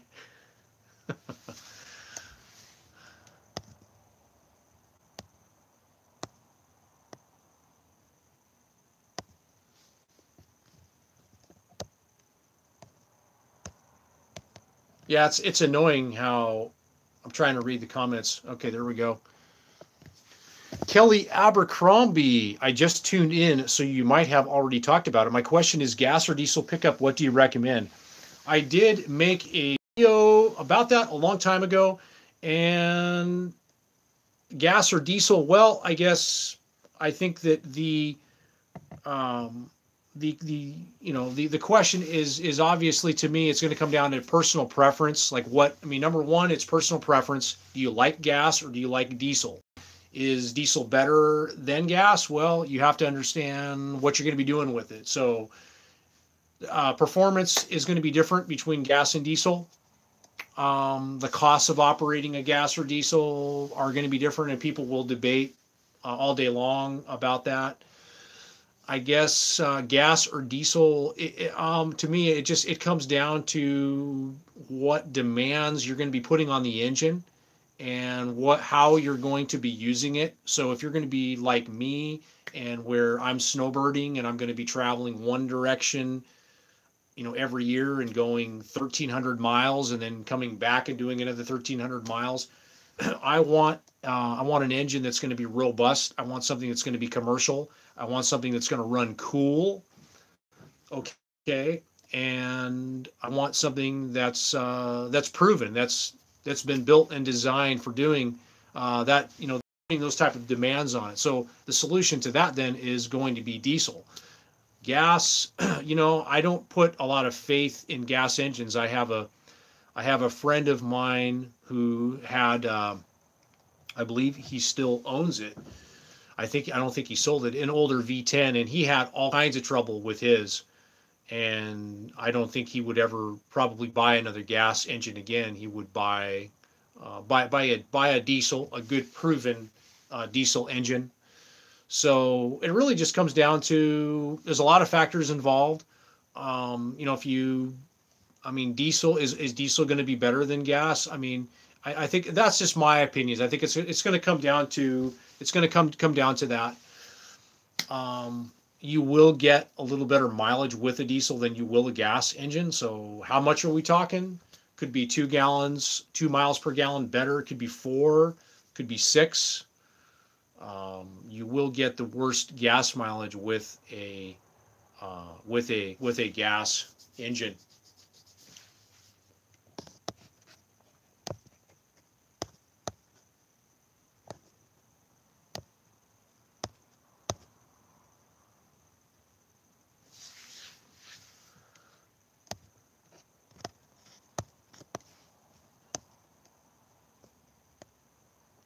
So what do I recommend?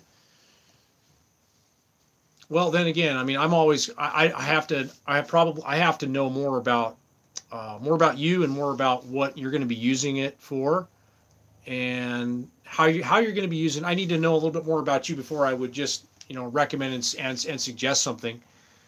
It's a really loaded question because there's also a lot of other factors that come into play. As far as what your budget is and how new, how old of a rig and engine that you want. So the truck that I have, it is the cost of maintaining it is very, very, very, very cheap. Cost of maintenance, cost of repairs, very, very cheap in comparison to a newer generation rig. And so it just depends on a few different factors. But I would sell you all day long on a Cummins 12 valve diesel engine. I'll just tell you that I would sell you all day long on that engine. I don't really think that you can go wrong with that engine.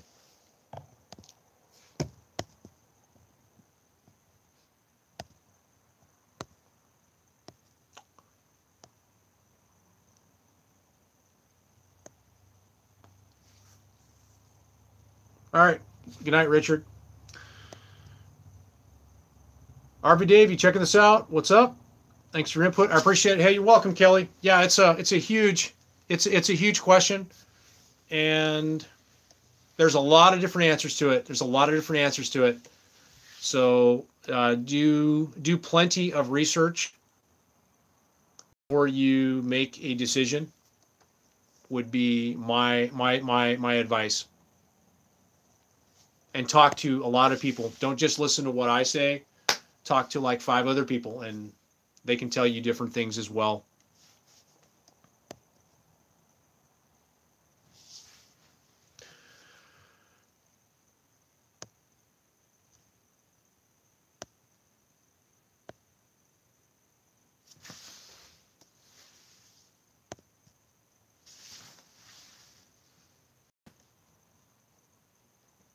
Cummins diesel engine, loud and clear. Yeah, I mean the Cummins diesel engine. I mean the Cummins diesel engine is great. I'm personally a fan of that engine, just because it's a six-cylinder. It's very very simple. You know, if you go to the generation I have, they are getting, you know, the price on these older diesels, they are going up. The 7.3, the 12 valve diesel engines, the prices, they're going up. They're because they're becoming more valuable. The newer diesel engines with all of the EPA emissions and the requirements and the very horrible fuel economy that these newer diesel engines are getting, and then the fluid that they have to run. The older diesel engines are actually proving themselves a lot more now, that they're just becoming more valuable. People don't want to deal with the newer technology, because of the cost of the technology, and the cost of, if there's something wrong, well then you have to go to Ford and you have to plug it into their computer and have them read it. Same thing with I would presume Dodge. People are just are wanting that, but if you can afford all of that, and I mean I've seen some of these newer trucks, and they are very nice. They are very nice. If you have that kind of a budget, but there's a lot going into it. If you want simple, you want simple and hassle free, and if you do have a problem with your engine, um, and you want to be able to, like, take it to somebody and have it looked at or fixed, well, the older engines are the way to go. That really is the only answer. So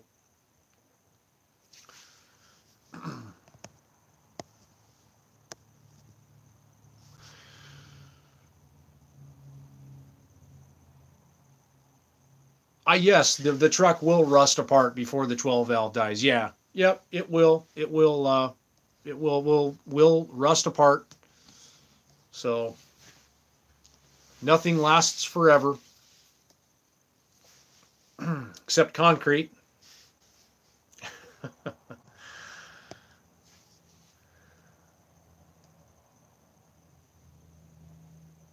Well, we got 8 people watching.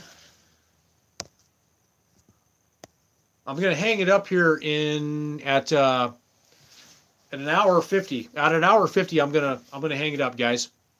But I really appreciate it. It's been cool chatting with you guys and connecting with you guys and answering your questions and talking to you guys. So it's cool, man. I love it. And I'm going to be doing more of these now. Now that I've got internet, I have a device that I can do it on, and I'd like to next time do more like topic talks. So, anyways, gonna give a plug for the rock star, the rock star that started this whole live stream tonight.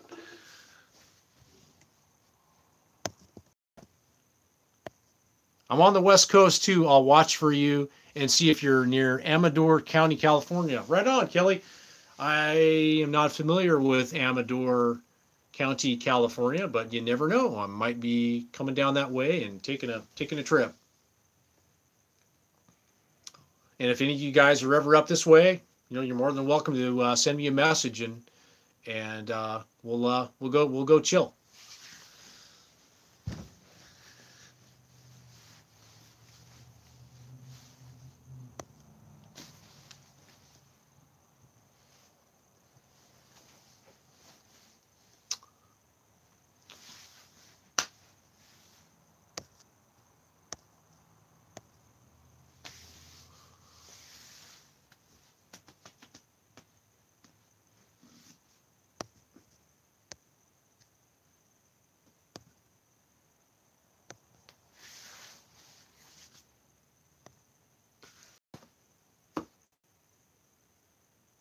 Right on, man.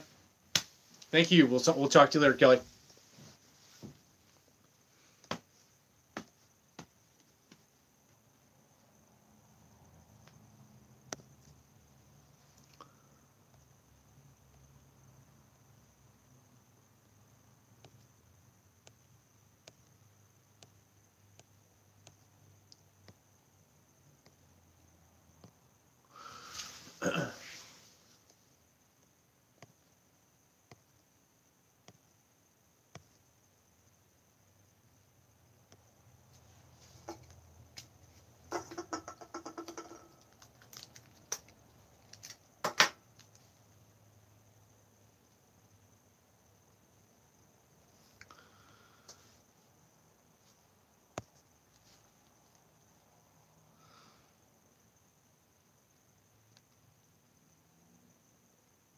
Bobby is at Multona Falls. She went to Multona Falls today with her friend.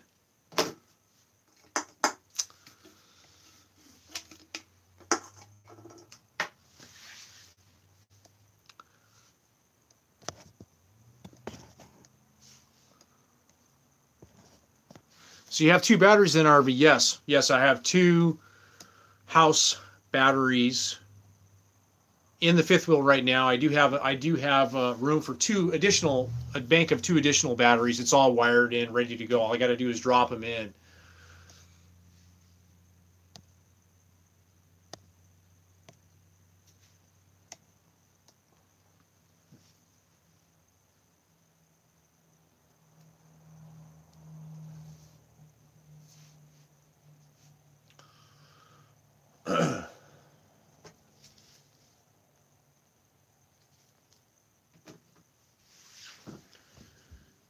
Do. All right, what else we got? Who else is on here? Yeah, I don't really have much more to talk about. Just on your answering you guys' questions, saying hello to you guys.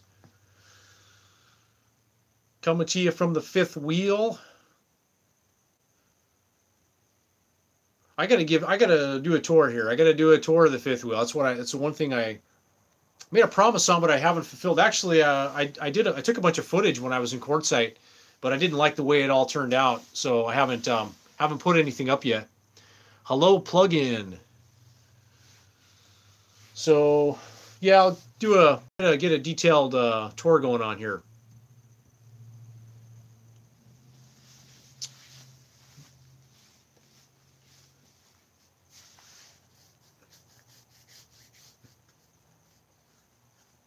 Thanks for the thumbs up, guys.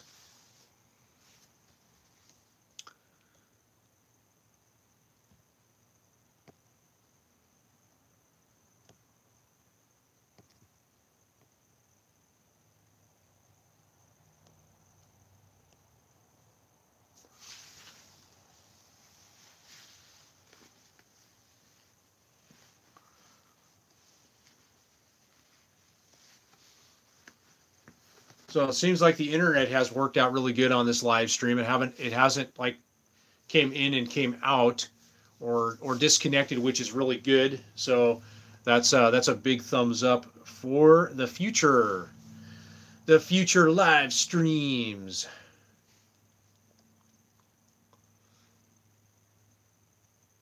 And no, I don't think I'm going to turn into a live stream channel like we've seen out there right now.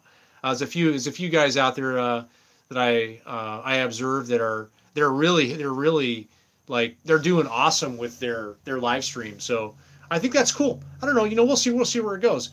The thing with live stream is you got to have good solid internet depending on where you are. So I know for me it's a little bit spotty here in Oregon, where I'm at right now. So I'm in Texas. When you coming down? Yeah, well, maybe this winter we might be coming down there. I had thoughts about going into Texas this winter. I thought about going down to Big Bend National Park. It's a place that I want to go, and so yeah, maybe this next winter might be going to Texas. I've never been to Texas, with the exception of going into Dallas at the airport for business, but.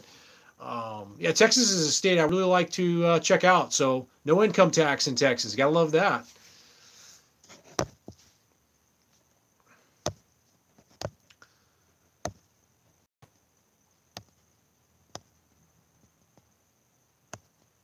Trying to read your comments.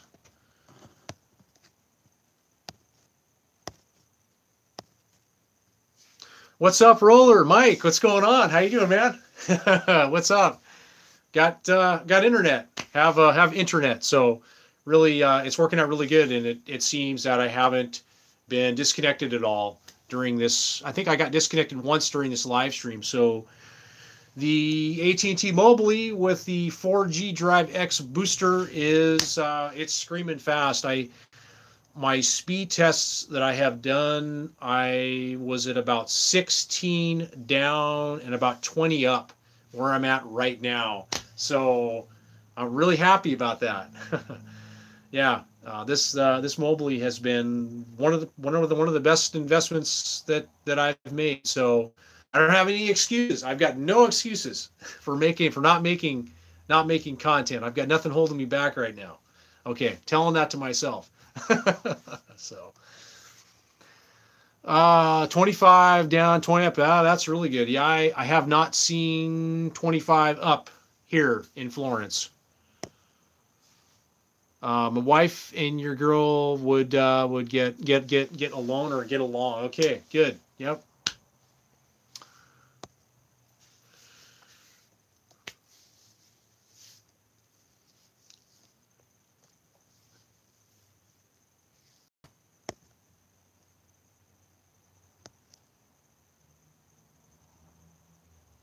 Yeah, I have a friend of mine at the RV park who would like to get a better internet signal in his RV here at the park using the park internet. So he might be interested in that antenna that you were telling me about, that Wi-Fi antenna, potentially, possibly, but maybe you could school me a little bit more on that, and maybe I could come up with a better solution for him with something. But yeah, I have a one potential customer for you that would like to get better connectivity if you're interested.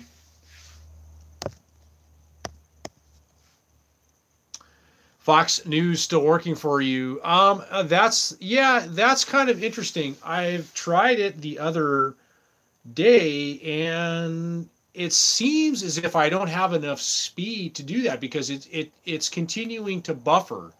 So I'm still experimenting with the apps, um, but so far I haven't had success with streaming that app. So well, with that station. So I'm still yeah. I've just been, since I've had internet, I haven't been able to like use a lot of those apps that you downloaded for me. So I'm finally now just being able to to get on all of those different apps. Try a different player. It's working here. Okay, yeah, I will. Yeah, I'll do that. I'll play around and see if I can get a different um, a better connection. I mean, I've got really good internet here, so I don't see any reason why I should have any issues with any of those. The Kodi app, that's like a rabbit hole. I don't even I gotta figure out how to like use all that stuff. It's crazy, man. There's a lot on there. So it's like going down a rabbit hole. But the Terranium TV, I've watched a few things. I was watching a little bit on that last night. I've been watching the Cobra Kai Karate Kid um, movie going on. Been watching some of that, so it's been taking me back to my childhood a little bit.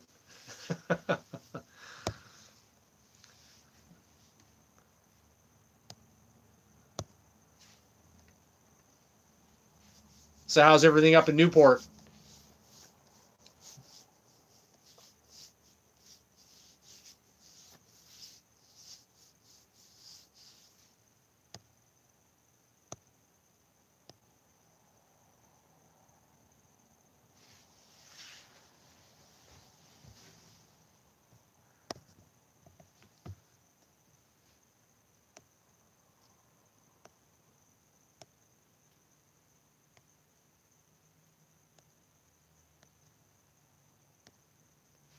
Metal detecting. I found a golden ring and some silver. I'm happy. Oh, that's cool. I have never done any of that before.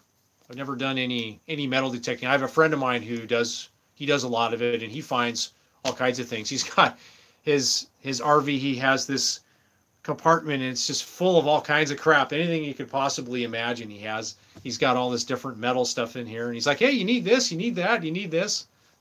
My friend Ken, crazy. He might even be watching this right now. I don't know.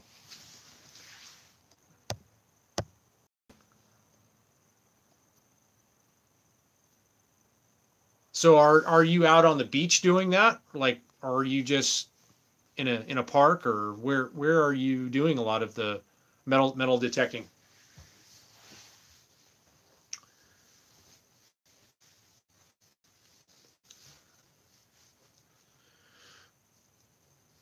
Beaches and campgrounds. Okay. Yeah, I should be able to find a lot of things there, I would imagine. A gold ring. Wow, that's crazy. That's incredible. What do you how much do you think that's worth?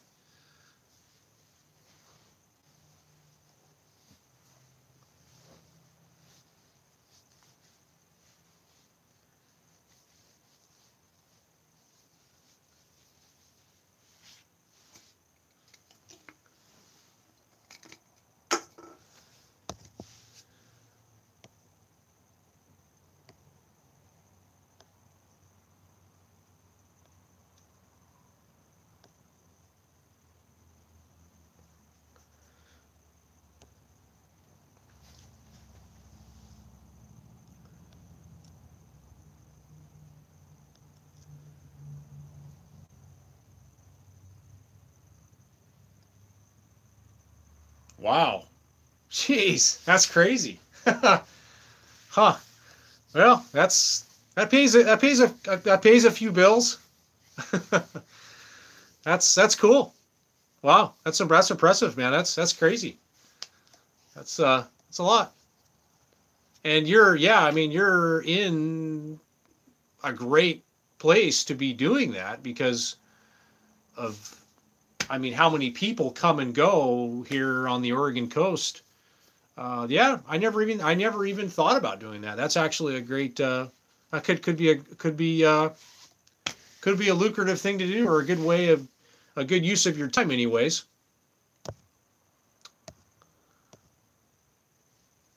But, you know, it's not like you find a gold ring all the time when you're out doing that. I'm sure that that's a far and few between, but you never know. If you're not out there doing it, then you're not going to find anything. So Lost Creek is right there, and it's perfect. Lots of people in there in the summer. Yeah. Oh, geez, there's got to be there's all up and down the whole coast is crazy. The amount of people that travel in the summer.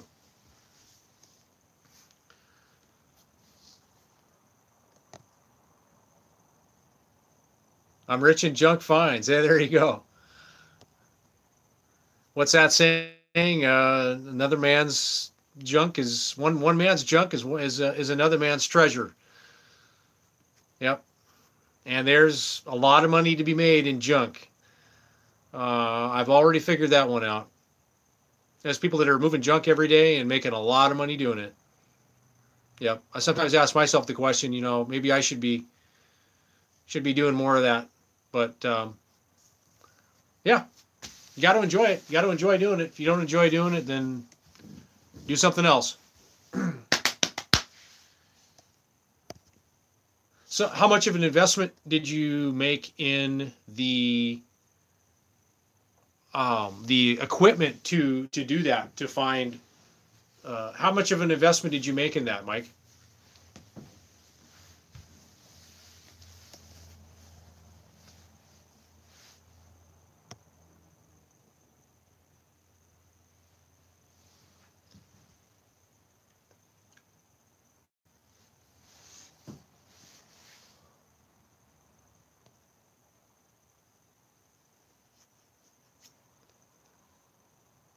700 bucks. It's very sophisticated. Yeah, huh, that's cool. I mean, that's not much. I mean, get a few fines and you could have it paid for itself. A couple more gold rings, right? So, huh? That's cool. That's cool. I know there's a lot of people into that. I see people every now and then out doing it. Yeah.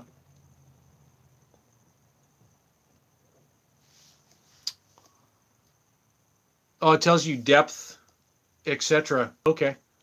Huh. That's cool. Was you close to Mount St. Helens when it blew? I mean, Oregon. Um, well, Mount St. Helens back in 1980. I was just a little youngster, and at the time we were living in North Bend, Washington, and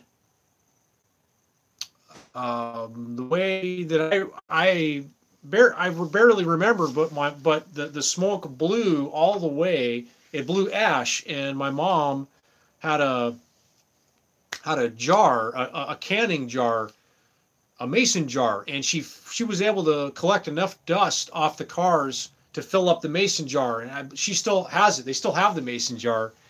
I was home. My mom was home taking care of me during that day that it happened, and that was crazy, man. That was crazy, and the scientists knew that the mountain, they had a pretty good they pretty much kind of knew it was going to blow. They didn't know when, but that was crazy. That was a true natural disaster.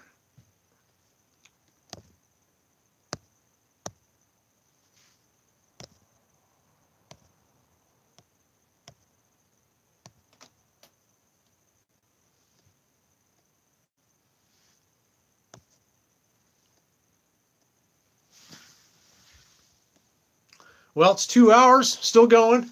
I know I said I was gonna stop. This is the thing with live streams. It's like, when do you stop, right? I guess you don't stop.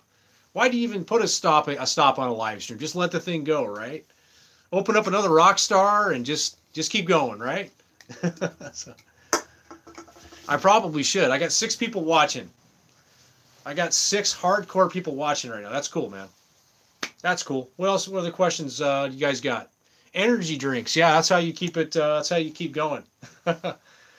Can be dancing on the ceiling here pretty soon, right? Dancing on the ceiling, Lionel Richie style.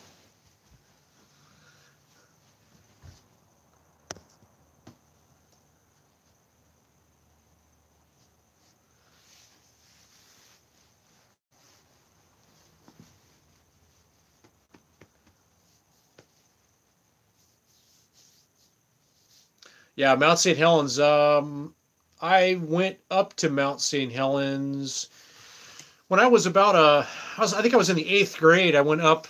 This would have been back in like '92. I went up with a crew, a trail cleaning crew, and we actually cleaned one of the trails that goes down to Spirit Lake. And so I've been to Mount St. Helens before, and yeah, it's crazy, man. You go in there and it's just it's starting to, a lot of regrowth is happening, but I've been up there. It's something pretty amazing to look at.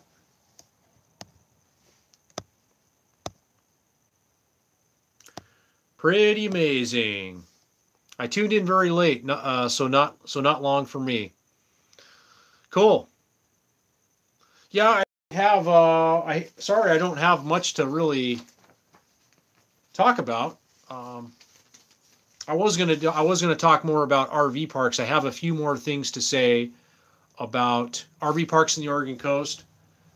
I was talking with a friend of mine, and I got a few more things. I'm going to make another video sharing some more information, just another perspective on that talk about RV parks. As people are asking about, well, I'm thinking about doing what you're doing, and tell me a little bit more about that, different ways I could do it, how much does it cost, and so forth. So I'm going to go into a little bit more depth in a new video.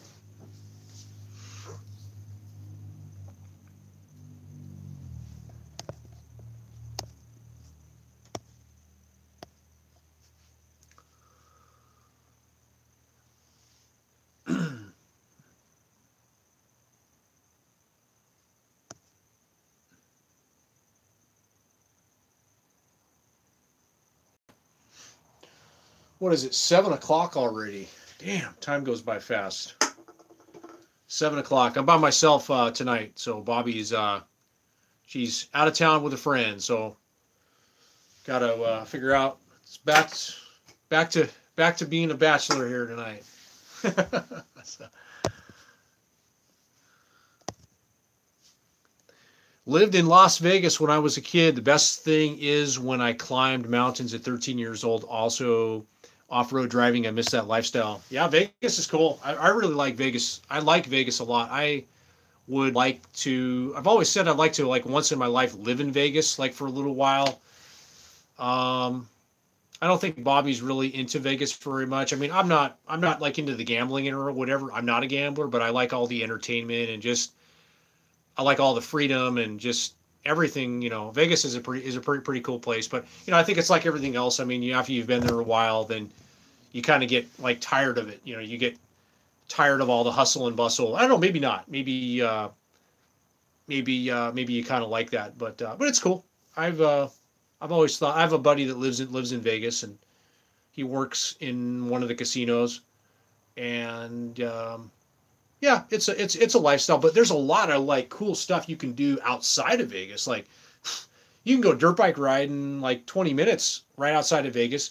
You can go shoot firearms like out in the desert, just not too far outside of the city, and go hiking in Lake Mead, and I mean, there's a lot of stuff to do there during the summer. But as far as like living in your RV type of a situation, they got a few parks there and stuff. They're not cheap, but yeah, I thought about moving to Vegas. I thought about living in Vegas. Hey, Minivan Mike, Wisconsin here. What's up? What's up, Wisconsin? You guys still freezing up there, or what? You still cold up there? Can't gamble as a kid, so I hated it. Yeah, yeah. Vegas is a really cool place. I really yeah, I like Vegas a lot.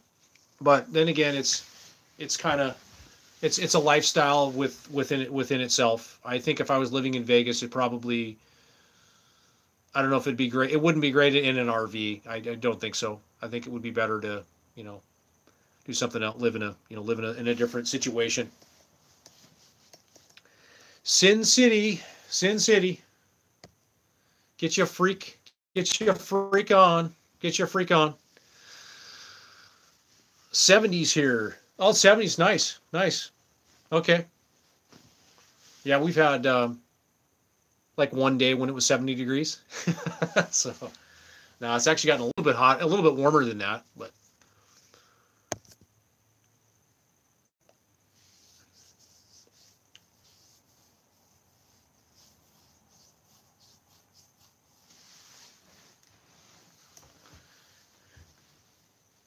well, we got 7 people watching, 6 people watching. I didn't plan on going this long, but I'm gonna keep sticking around if you guys keep sticking around. It's in the 90s in Texas now. Yeah. Yeah, it's in the hundreds in Yuma right now. Yep. Got to be drinking a lot of water in that heat. Plus you have humidity too, I'm sure, huh?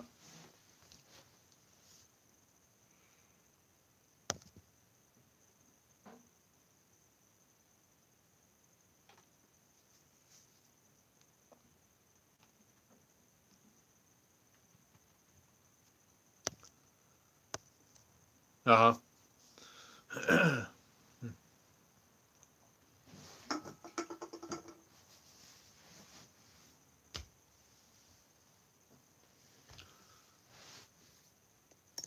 I'm retiring in October, so hopeful hit the road then. Minivan Mike. Cool. Are you in a minivan?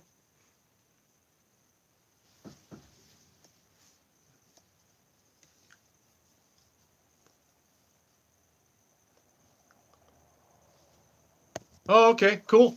That's a great way to travel. Actually, that's a vehicle that I have been thinking a lot about for a vehicle to travel in, go and take trips, travel in. I have been thinking a lot about a minivan. I just don't really see how you can go wrong with a minivan. I think that the biggest downside with a minivan is just ground clearance.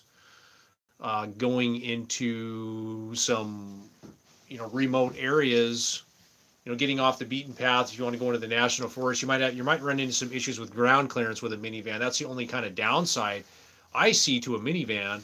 other than just maybe not having enough room, but they're comfortable and they get great gas mileage, and so that's a great way to go.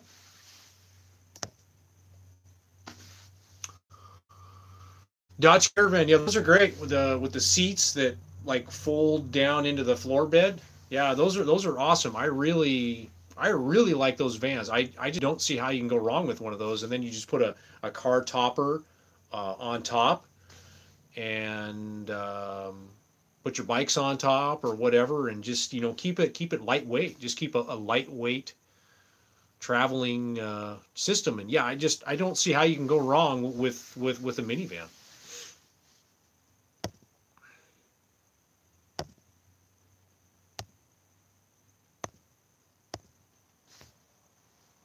Gas mileage is the biggie. Yeah, I mean, I just filled up gas today here in town, and it was 3.29 a gallon for diesel.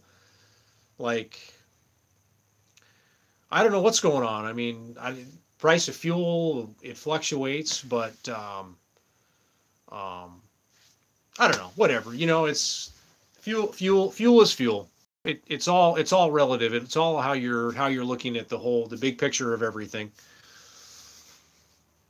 But you've got to be comfortable with what you have. But yeah, it's nice when you have a traveling rig that's getting 15 miles per gallon, 16 miles per gallon. I think a real sweet spot for gas mileage. I think 16 miles to the gallon. I think that's a good sweet spot. I think it's really cool. Some of these people that are traveling in like Toyota Priuses and some of these electric vehicles, these hybrid vehicles. I think that's cool too. I think it's cool to be able to travel very inexpensively. I'm not talking like living in it, and I'm talking about traveling and going camping and taking a trip. I'm certainly not talking about I'm going to live in it. I mean, there are people that are living in their vehicles, and hey, more power to them. That wouldn't be something for me, but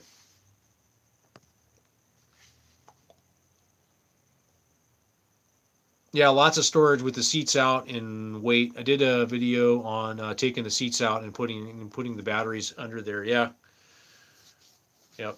Yeah, like I said, I don't see how you can go wrong with a minivan. I don't see how you can go wrong with one. I mean, I think that they have an advantage over a full size van, half ton, 3/4 ton, 1 ton van, just because of fuel. Wayne Halliday, hey, what's up, Wayne? How you doing, man? It's good to see you, good to hear from you. Hope all is going well for you guys down in Yuma there. I know it's been hot. You guys are probably. I'm assuming you guys are still down there, huh? Are you going to do solar install anytime soon? I have solar already on the fifth wheel, 290 watts, I believe. Less junk, more travel. Tossed 6 Battle Born batteries into the Airstream. Seems like 608 ampere lithium hour batteries now are getting to be the norm. Yeah, just depends on what your budget is and what your needs are, I guess. I certainly don't need that many amp hours of batteries for what I do. This last winter, I had what? I had 200. I think I had what 225 amp hours, and that was enough amp hours for my needs. Being somewhat conservative with conserving the energy, and that was more than enough for my needs. So yeah, it just depends on. I mean, I've seen some of these solar setups. Like I met a guy in Quartzsite. He had like 1,200 watts of solar on his roof, and it was insane. Like he was trying to run his air conditioner and like all this other stuff on there, and I'm like, why? Like I don't know. I mean, whatever. I guess if you're trying to just impress a bunch of people, it's cool and everything. But like, yeah, it's cool as hell. You trying to impress people because I was way impressed. I was like, holy crap! Like he had all this gadgets and stuff. Like it was insane. I have never in my life. Unfortunately, I didn't videotape it, but it was the most sophisticated solar system I have ever seen. But anyways, 105 today. Holy moly. Yes, you have 290 watts. There we go. Yeah. Yeah. Wayne is the last owner of the fifth wheel. He's the person I bought it from. So, yep, he would know. You have two more Trojans. Yes, you have two. So, a couple of days. A couple of days I took out more than I think I replaced, but other than that, I never had to run the generator, never had to run on the generator to top anything off. The only thing that's a pain in the butt that I found was the water levels. Checking the water levels in the batteries, like that was kind of a little bit of a fiasco. Like I've got to figure out a way to like be able to slide the batteries out more so it's easier to kind of get in there and check and everything. But I'm sure there's some simpler ways. But yeah, it was just a little bit of a trick to kind of, you know, get in there with the batteries. It looked like at one time there was a sliding tray that those batteries at one time were on a sliding a rack, but the rack's no longer in there anymore. But I was thinking about maybe putting another sliding tray in. But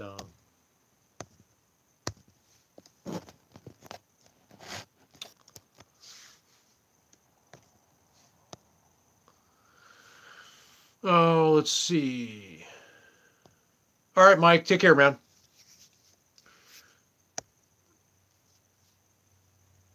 Yes, with the oil continuing to go up, the Middle East problems, Iran and Venezuela, get ready for some real price increases. Yeah. And my understanding was, I thought that was the whole reason of, you know, us doing, America doing all of the fracking and trying to become less dependent on the Middle East for oil. So yeah, I don't know I'm not following it closely enough, but yeah, it's always up and down and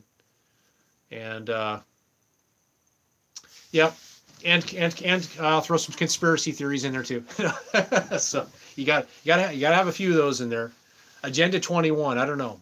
Maybe it's all part of the plan. So I don't know. Just having fun. Let's see here. You didn't run a generator in the Northern Light either. Well, yeah, I had to run a generator because I didn't have enough solar in the Northern Light. I only had 160 watts. And what I've learned with solar is, as far as I'm concerned, I mean, you got to have at least 250 watts minimum amount of solar panels. I think 250 is a minimum point. And that's just like to do a very basic needs that you and I use, energy needs that you and I use every day, you know, recharging phones, running lights, you should have about 250 watts, and that is taking into account weather. You know, you might have days where it's cloudy and so forth, but I am not a solar expert. I'm only telling you that based upon my experience of owning 160 watts and owning 290 watts. And 290 watts, yeah, no problems. So all of the problems that I had with 160 watts was eliminated with 290 watts of solar panels. So that's what I can tell you. Batteries, yeah, the more batteries you have, the better it's going to be. The more amp hours you're going to have, the more amps you can take out of your batteries because you have more amp hours. So you've got more usable energy. But, you know, you do need to make sure that you replace what you took out before. So the more the more batteries you have, then the more panels you need to have so that you can replace what you took out, is my understanding. And that's a very layman's, what I just explained to you is the layman explanation of it. I am by no means a solar expert or professional.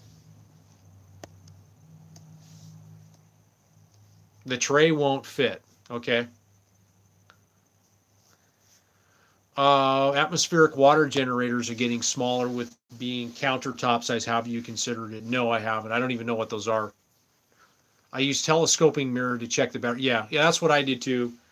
For whatever reason, I think the problem I had was the way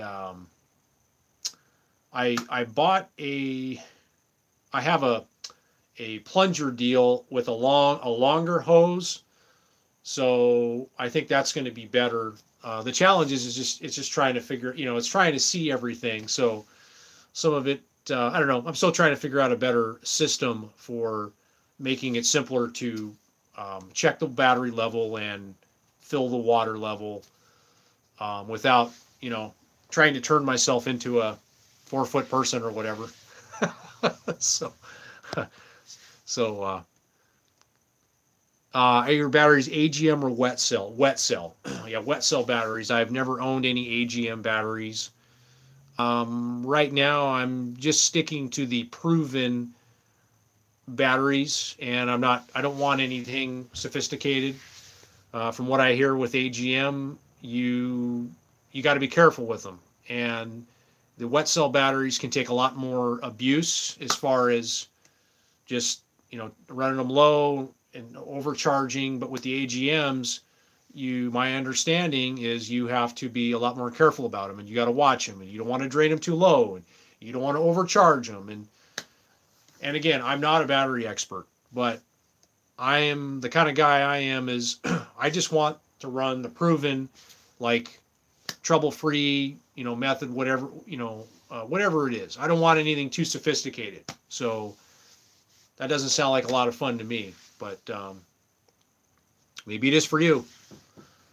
For me, all I care about is do I have do I have amp hours in my battery? So anyways, yeah. No, the technology on some of these new batteries, like these lithium ion batteries, I mean, they're fantastic, and the battery technology is getting better. But and there's a cost associated with that.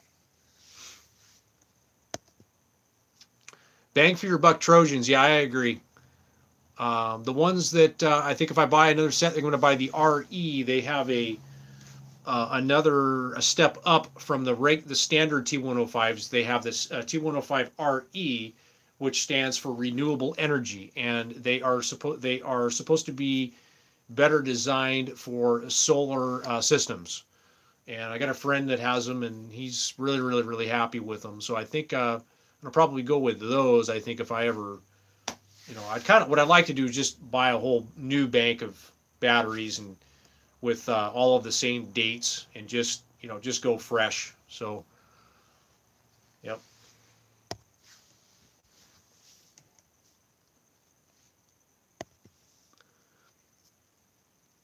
I just want city water, city power, which solar dummy. Yeah, well, it's. I mean, here on the Northwest, I mean, here in the Northwest, solar is not going to work for you year round. And well, I shouldn't say that it's going to work, but you need like a lot of panels, and you need a lot of batteries because it's cloudy all the time. So solar works really, really, really well in the Southwest, or obviously, but yeah, here where you are in the Northwest, solar isn't going to really do you a lot of good. You're better off buying a good generator or plugging into a park. Yeah, in the summer. Yeah, in the summer it's great. The summer is good here. Yeah, the solar in the Northwest here is good in the summer. It worked. It works good. It works good during the summer. So what's that, like 5 months? 5 months. It works good. Maybe 4 months. 3.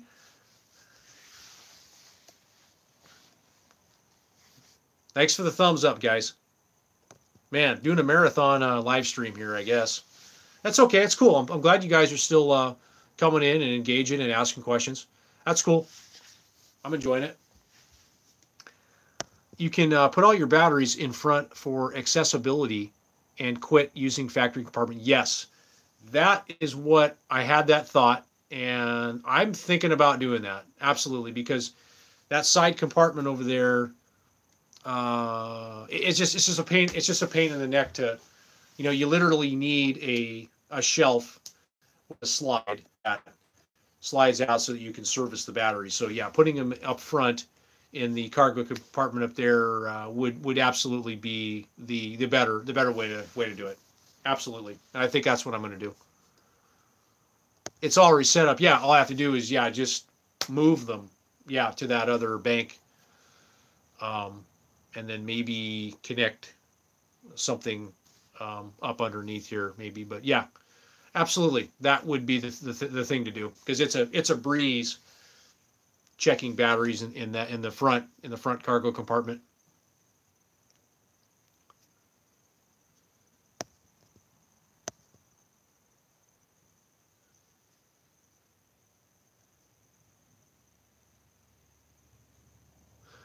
Any traveling this autumn winter? Yeah, still planning on going south for the winter.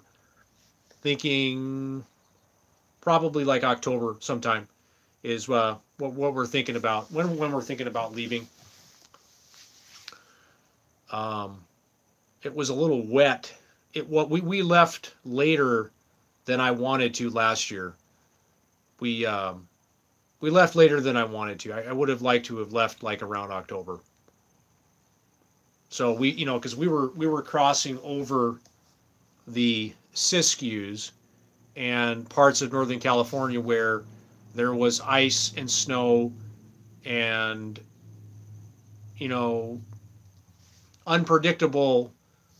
It wasn't bad, but it was still a little bit unpredictable. That we were. This was the middle of November, so that's too late for me. I would rather leave earlier next year. This fall.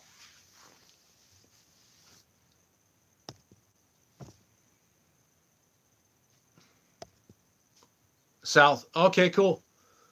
Well, we'll hook up.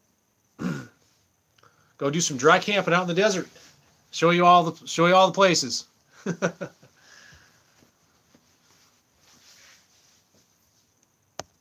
It's fun. It's fun, like your first time going down and just seeing all of the places to go camping. It's great. I mean, I remember the first time I came down and I came down and it was like that's crazy. It's like really mind blowing. Like there's a lot of land you can go camping on, and there's a lot of places you can go camping. That's why we're really blessed here in America. We have a lot of places a lot of places to go camping. So hopefully that will continue to be here for all of us to enjoy for a long, long time.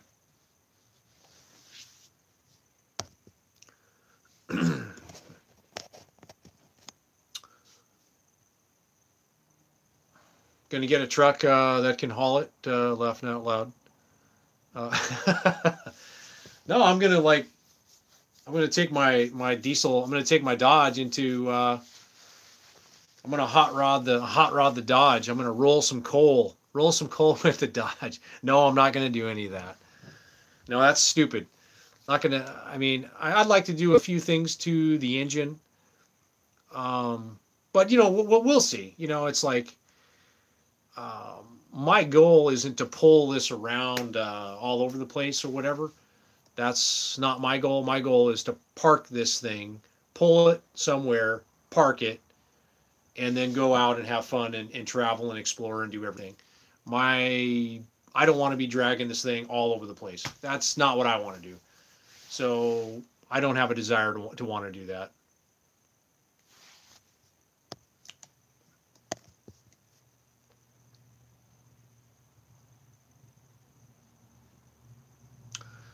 Prosecuting fishing and beach bummings me. How long can you dry camp with not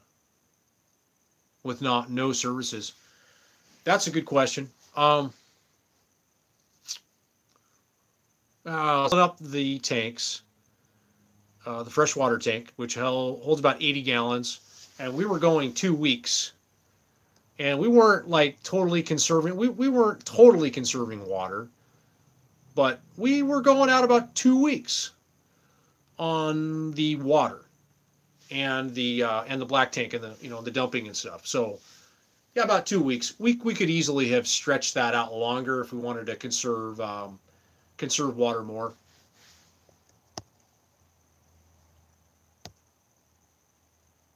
And the other thing too is on the fifth wheel that I do miss is not having an outdoor shower, because that eliminates filling up your gray tank. When you have an outdoor shower, all the water goes outside. I do miss that. I could install one on the fifth wheel. I thought about doing it. If I'm going to be doing a lot more boondocking with this fifth wheel, then I probably will install an outdoor shower. I already found a spot that I could cut one out and put one in. It would be very easy to do, very easy to put one in.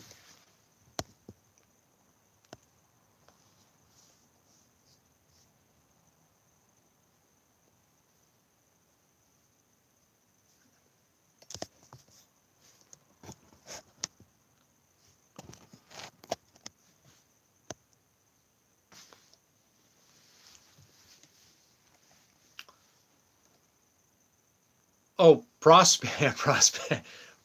He says prosecuting. I'm a lawyer. Yeah, that's funny. Prospecting. Yeah, you're a prosecuting attorney, huh?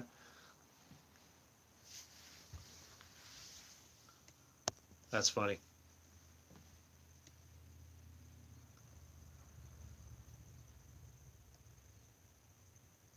Some put a large tub in the shower basin to collect the water and then dump the tub outside. Yeah, yeah.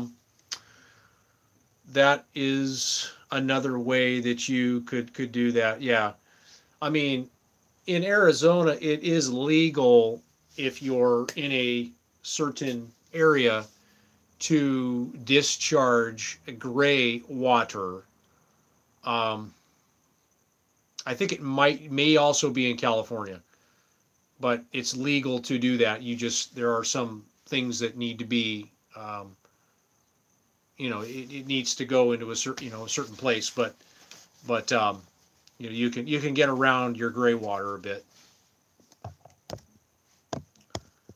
And the black tank, you can do the bucket method. You inspired me to get my first truck camper. Right on. Hey, that's great, man. I'm really, that makes me happy to hear that. That makes me happy to hear that. I'm glad that you're out and enjoying camping. And I'm glad, man. I'm glad that I inspired you. That's one of the reasons why I have my channel. It's to inspire people to think a little bit differently, and to get out there and just do the things that you really want to do. And it's like, all of us have burning desires. There's things that we want to do, and if nothing else, just go and do it. Do it for a while, and if you don't like it, you can always go back to doing what you were doing before. And so I know that's been my theory all along, and I'm certainly not going back to doing what I was doing before. So if anything, I'm just continuing to improve and get better and build upon what I'm doing. So anyways, another long tangent there, but that's awesome. I'm glad that you're a truck camper ownership.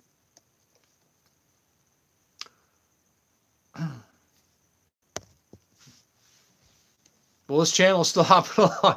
It's still going, man. I don't know, man. It's half an hour going. So I'm not getting actually more people watching now. So maybe that's the secret doing live streams.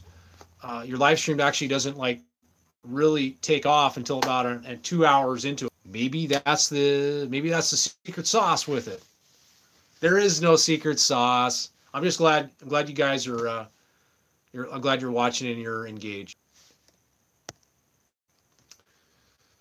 Let's see, 105 misting. Oh, misting, yeah. Yeah, that's cool. Yeah, Bobby was telling me about that you put that in. That's really cool. I mean, I think that's what you got to do. That's what you got to do down there. You have to build a misting system to control that, that temperature and stuff. Because if you don't, man, you're just gonna burn. You're gonna burn. So, staying hydrated, that's a whole nother thing. I don't know how you guys are staying hydrated. Bag the toilet and toss it in the trash like diapers. Right. Yeah. I mean, you use the bucket method. If you don't know what the bucket method is, take a visit over to Cheap RV Living, and Bob will give you an instruction on the bucket method. Drinking water. Yep. Drinking water. Yeah. Yeah.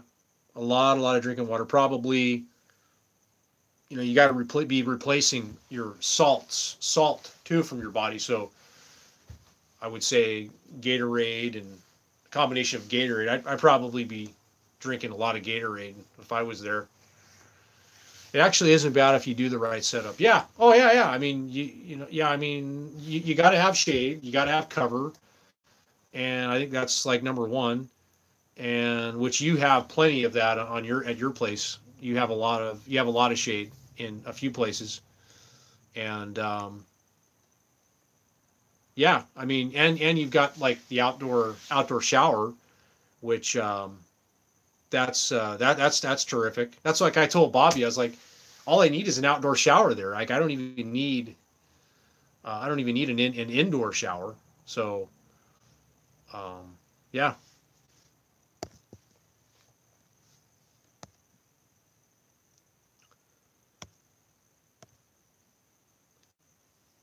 Time to pop a top. It's going to be a long time. Jeez, it might be. I might need to pop another top. I have like another, I don't know, three. Oh, geez, I got like a case of these things, different flavors. So I might be popping some of these up. More open to doing a review of some of these. I don't know, man, but I've been talking for a long time. So if anything, my throat will get dry. I installed an awning off the shop. Yeah. That's what Bobby was saying. And drop cloth sides. Yeah. There's ways to what's the word? Drawing a blank again. Mediate it. Not mediate. There's ways to. I'm usually one with words, but I'm drawing a blank.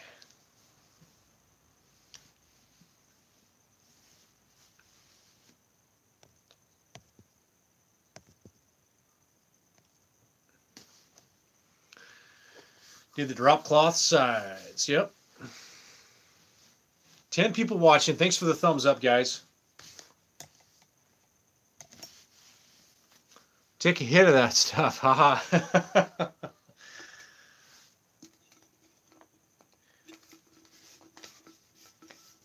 Yep. What else I got in here? Cliff bars. I eat lots of these. And some other protein bars. I should do a live stream in my morning. I usually get up in the morning and kind of my morning routine. I make coffee. Usually have a protein bar. Check the stocks. All that boring stuff, right? Yeah, I could show you guys how I make coffee. I use the cup filter method, the pour over method. I have an Aroma 10 cup tea kettle.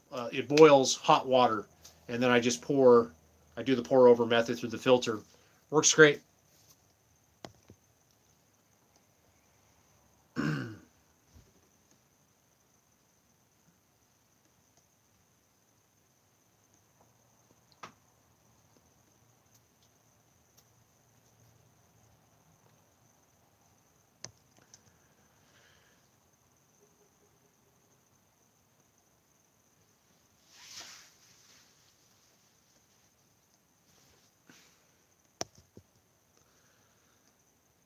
Our electric bill hasn't changed with the swamp cooler. Stays mid 70s in the house. Nice. Yeah, you've got a really good setup there. You got a really good setup there. So, and you need that. If you're going to be there, when it's 100 degrees. it could be really miserable there if you don't have the right setup. And my idea is not sitting in the RV with the air conditioner going and trying to be comfortable. That isn't going to happen. That's a pipe dream. So I think you're gonna be like you're gonna be outside trying to stay cool. So that's the way I look at it. I mean, I only have one air conditioner on this fifth wheel, so there's no way in hell it's going to keep up with this rig. Maybe in Oregon it would, but not down there. 100, try 101, 106 so far. Yeah. If solar will run my cappuccino machine, we are going to be dry camping gods this summer. Yeah. Well, I'm sure you can figure that out. I mean, yeah, you should be able to get you can probably get I don't know, I don't know how many watts it is, 1,500, 2,000 watts. You could wire in an inverter, um, wire in an inverter for that, and you should probably not have an issue with that. Do you put your tires on wood or something, or does the tire stay on the ground? I have my tires on the ground. Right now I'm parked on asphalt. So I just have them right on the ground. I just monitor the air pressure once a month and make sure that the tires are sitting at 80 psi or 85 psi. You know, that's the big thing. Checking the stocks every day gives you something to do. I can spend hours watching the stock quotes on the screen. Yeah, yeah. My stocks have been down last month or so. The market's been a little slumpy. The segments that I'm in right now. So yeah, it's been a little market's been a little stagnant for me right now. I'm waiting for my couple of my stocks to pull back out of it right now. So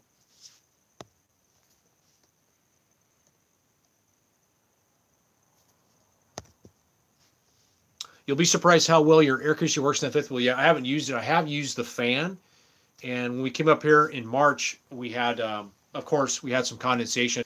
So I did cycle that, and that seemed to help move air around the coach. But yeah, we're in Oregon, so we don't need to use air conditioning when we're here. I mean, I've never used it. We did, let's see, sorry, my Zillow was hot lately. Do you cover the tires while it's parked? Yes, we have tire covers that we use, and the tire covers really, we just only need to cover one side, wherever the sun side is, and the other side was usually protected from the sun. Usually the slide out side protects, when the slide's out, it'll protect the tires from the sun, and it's usually the other side of the fifth wheel that we need to protect the tires on, and we do that.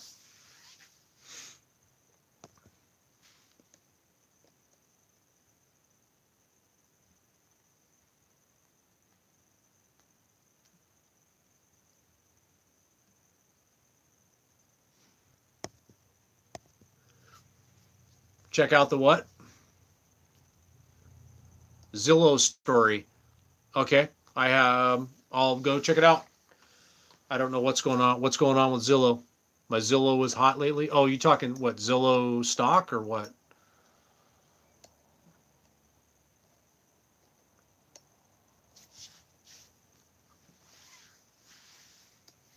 Yes. Oh, okay. Hmm. Yeah, I'll check it out.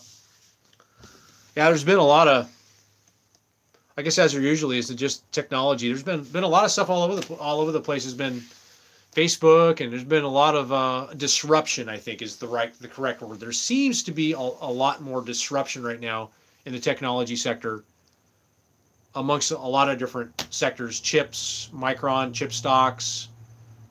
Facebook. There's a lot of disruption going on with. I don't know. There's a lot of disruption going on right now. As what I'm observing.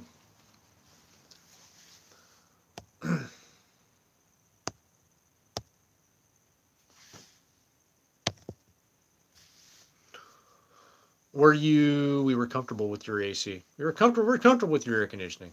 Well, isn't that's awesome? Yeah, it's all ducted and everything, and it's beautiful. I've ran it before, and it it's nice. I'm very happy with it. I'm happy with everything in this fifth wheel. I'm still very happy with it. Very happy. I mean, I've looked at a lot of newer rigs, newer fifth wheels, and the quality just doesn't come close to the quality on this fifth wheel in comparison to a lot of newer ones that I looked at. But that's another tangent. That's that's a whole other discussion. But if you want like a really nice fifth wheel, you got to drop a lot of money, like to get something very really high quality, real wood cabinets. You got to drop a lot of money to get something really nice today, in today's marketplace. Back in the 90s, they were building them pretty solid, using a lot of good materials. At least this company was new way.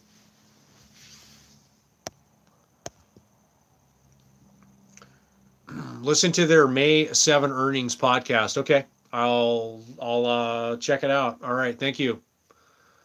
Overland. The reason I say that is I'm the previous owner of his fifth wheel.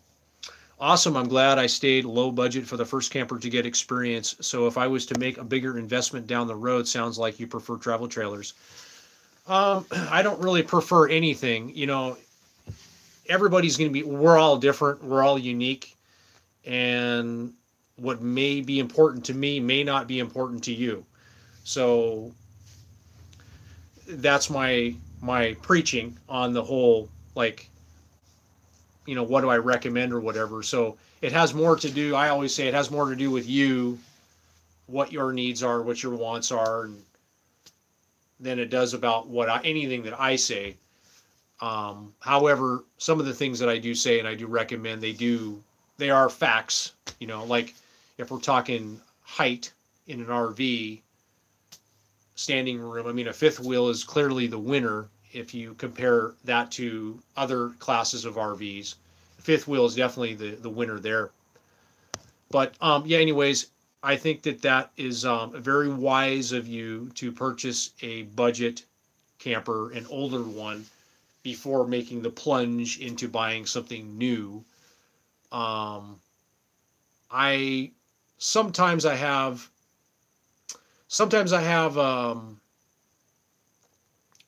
I don't like to use the word regrets about buying a new RV. There certainly are some advantages with purchasing, that's not going to work, purchasing a newer one. But when you start with a budget one, you will, I think your first one is typically, if you're living in it, it's going to be a learning curve, okay? And you're going to learn what you need, what you don't need. And I personally feel when it comes to RVs that you will not get it right your first time.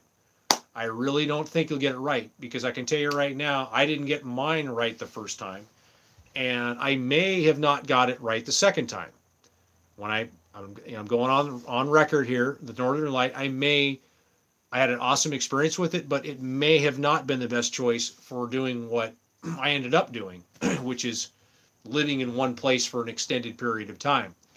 So you will learn a lot with that first purchase, and this is what they don't tell you. This is what all of the videos that are on YouTube, that, you know, they tell you how great this is, and, you know, it's just instant utopia and all your problems are going to go away.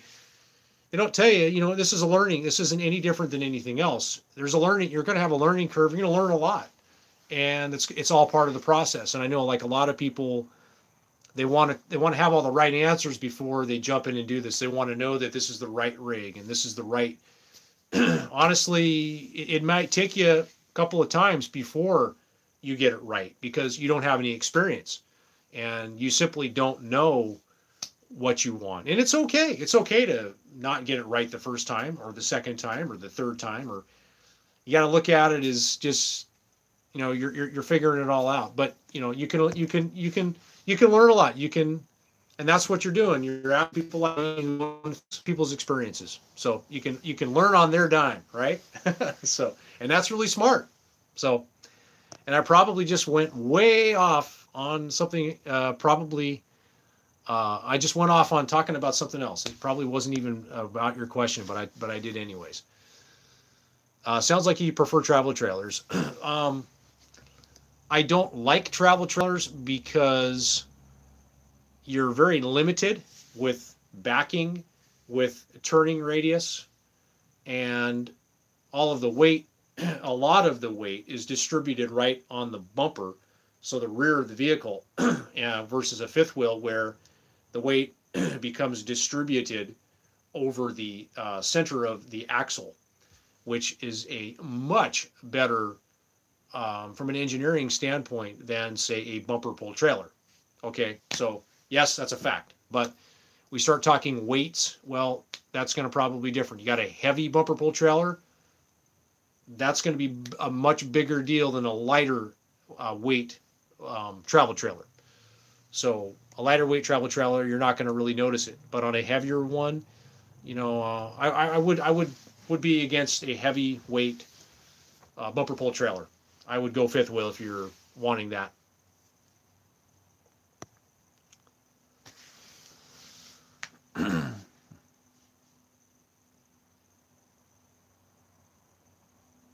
You go through all these comments and laugh.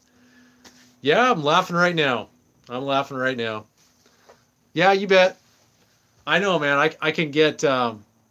I can go off sometimes on things, but I don't mean to like go off on you guys, but I'm just giving you my opinion, my take on it, for whatever it's worth. Remember your early video, what I don't like about living in a truck camper. Yeah, that was early on in my career of truck campers, and learning what I disliked about it. Absolutely. And not really much has changed, I think, in what I had talked about. I'm planning on one soon. It will be an off-road camper with a Tacoma and Earth Cruiser camper. Oh, that's cool.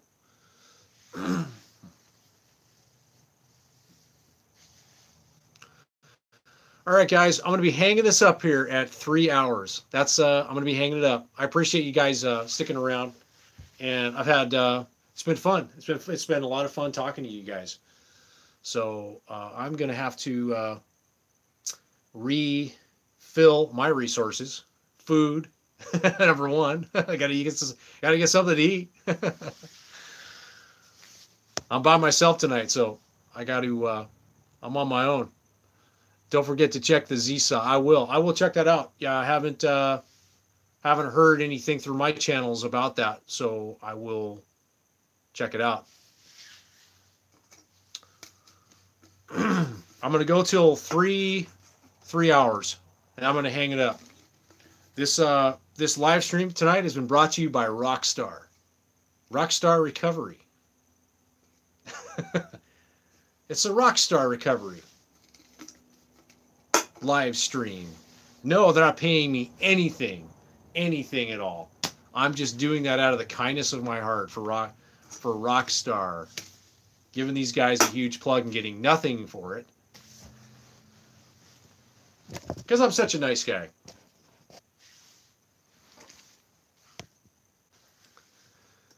Please post a new Tory rig. Okay, I will. I am working on that. I did shoot a bunch of footage when I was in Quartzsite, but I didn't like the way a lot of it turned out. And then I decided to go off YouTube for a couple of months, and that's where I left it. So I'll be coming back to that and a few other things coming up. Oh, B6 and B12. Yeah, they got the B vitamins.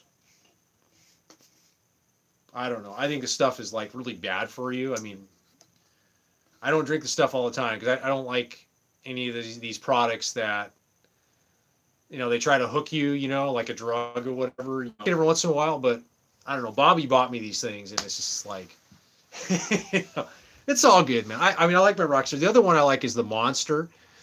Yeah, those Monsters, man. Those things. That's another guilty pleasure. It's a guilty pleasure. So you can really get hooked on these things.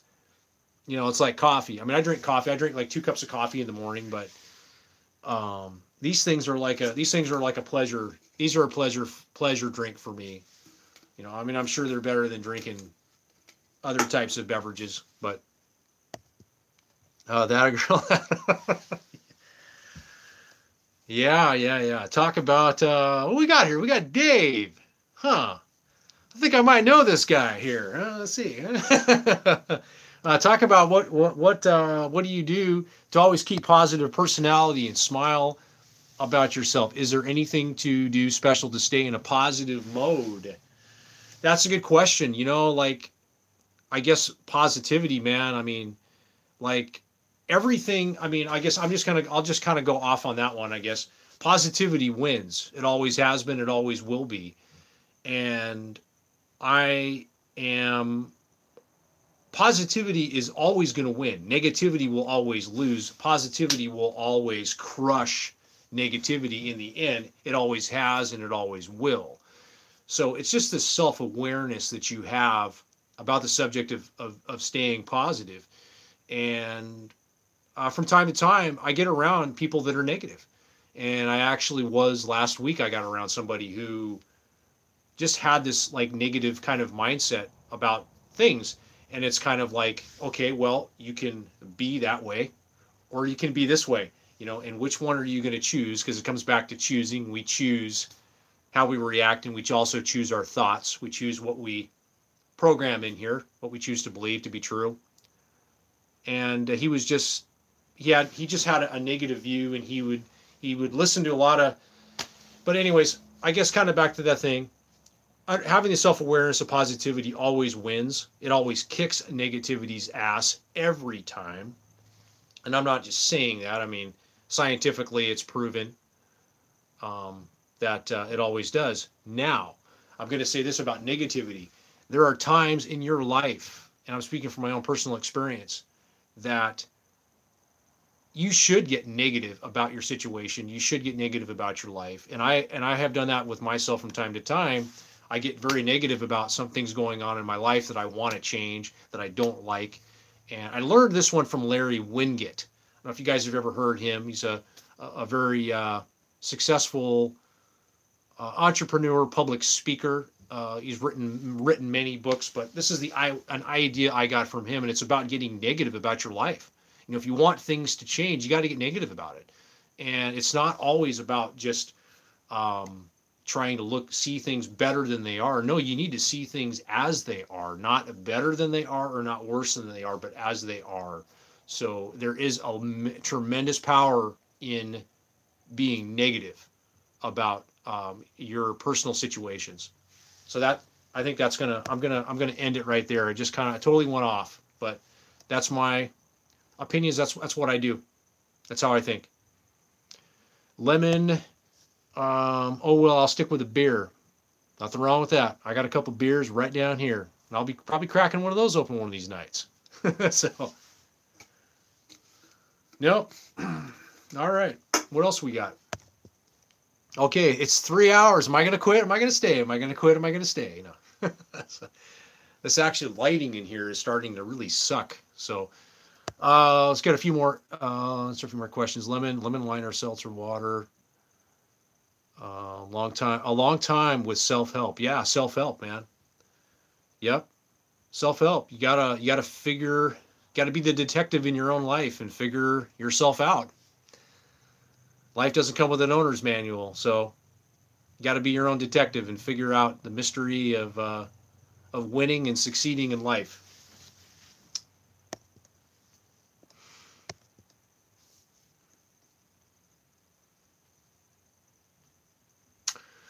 Well, guys, I am going to hang it up. It has been time to relax and enjoy the evening. All right, brother. Thanks, guys. It's been fun. I am going to I'm going to end it here, and I will be back. I will be back with some more. Maybe keep it the same. do something different, maybe have some topics or whatever. But I appreciate all of you guys coming in and asking questions and just saying hello to everybody and just coming and talking. So it feels good to be back and talking with you guys again. So that's all I got, man. Never give up. Never give up. Never quit. Never give up. Never quit on what you want to do in your life. Later, guys. Peace. See you next time.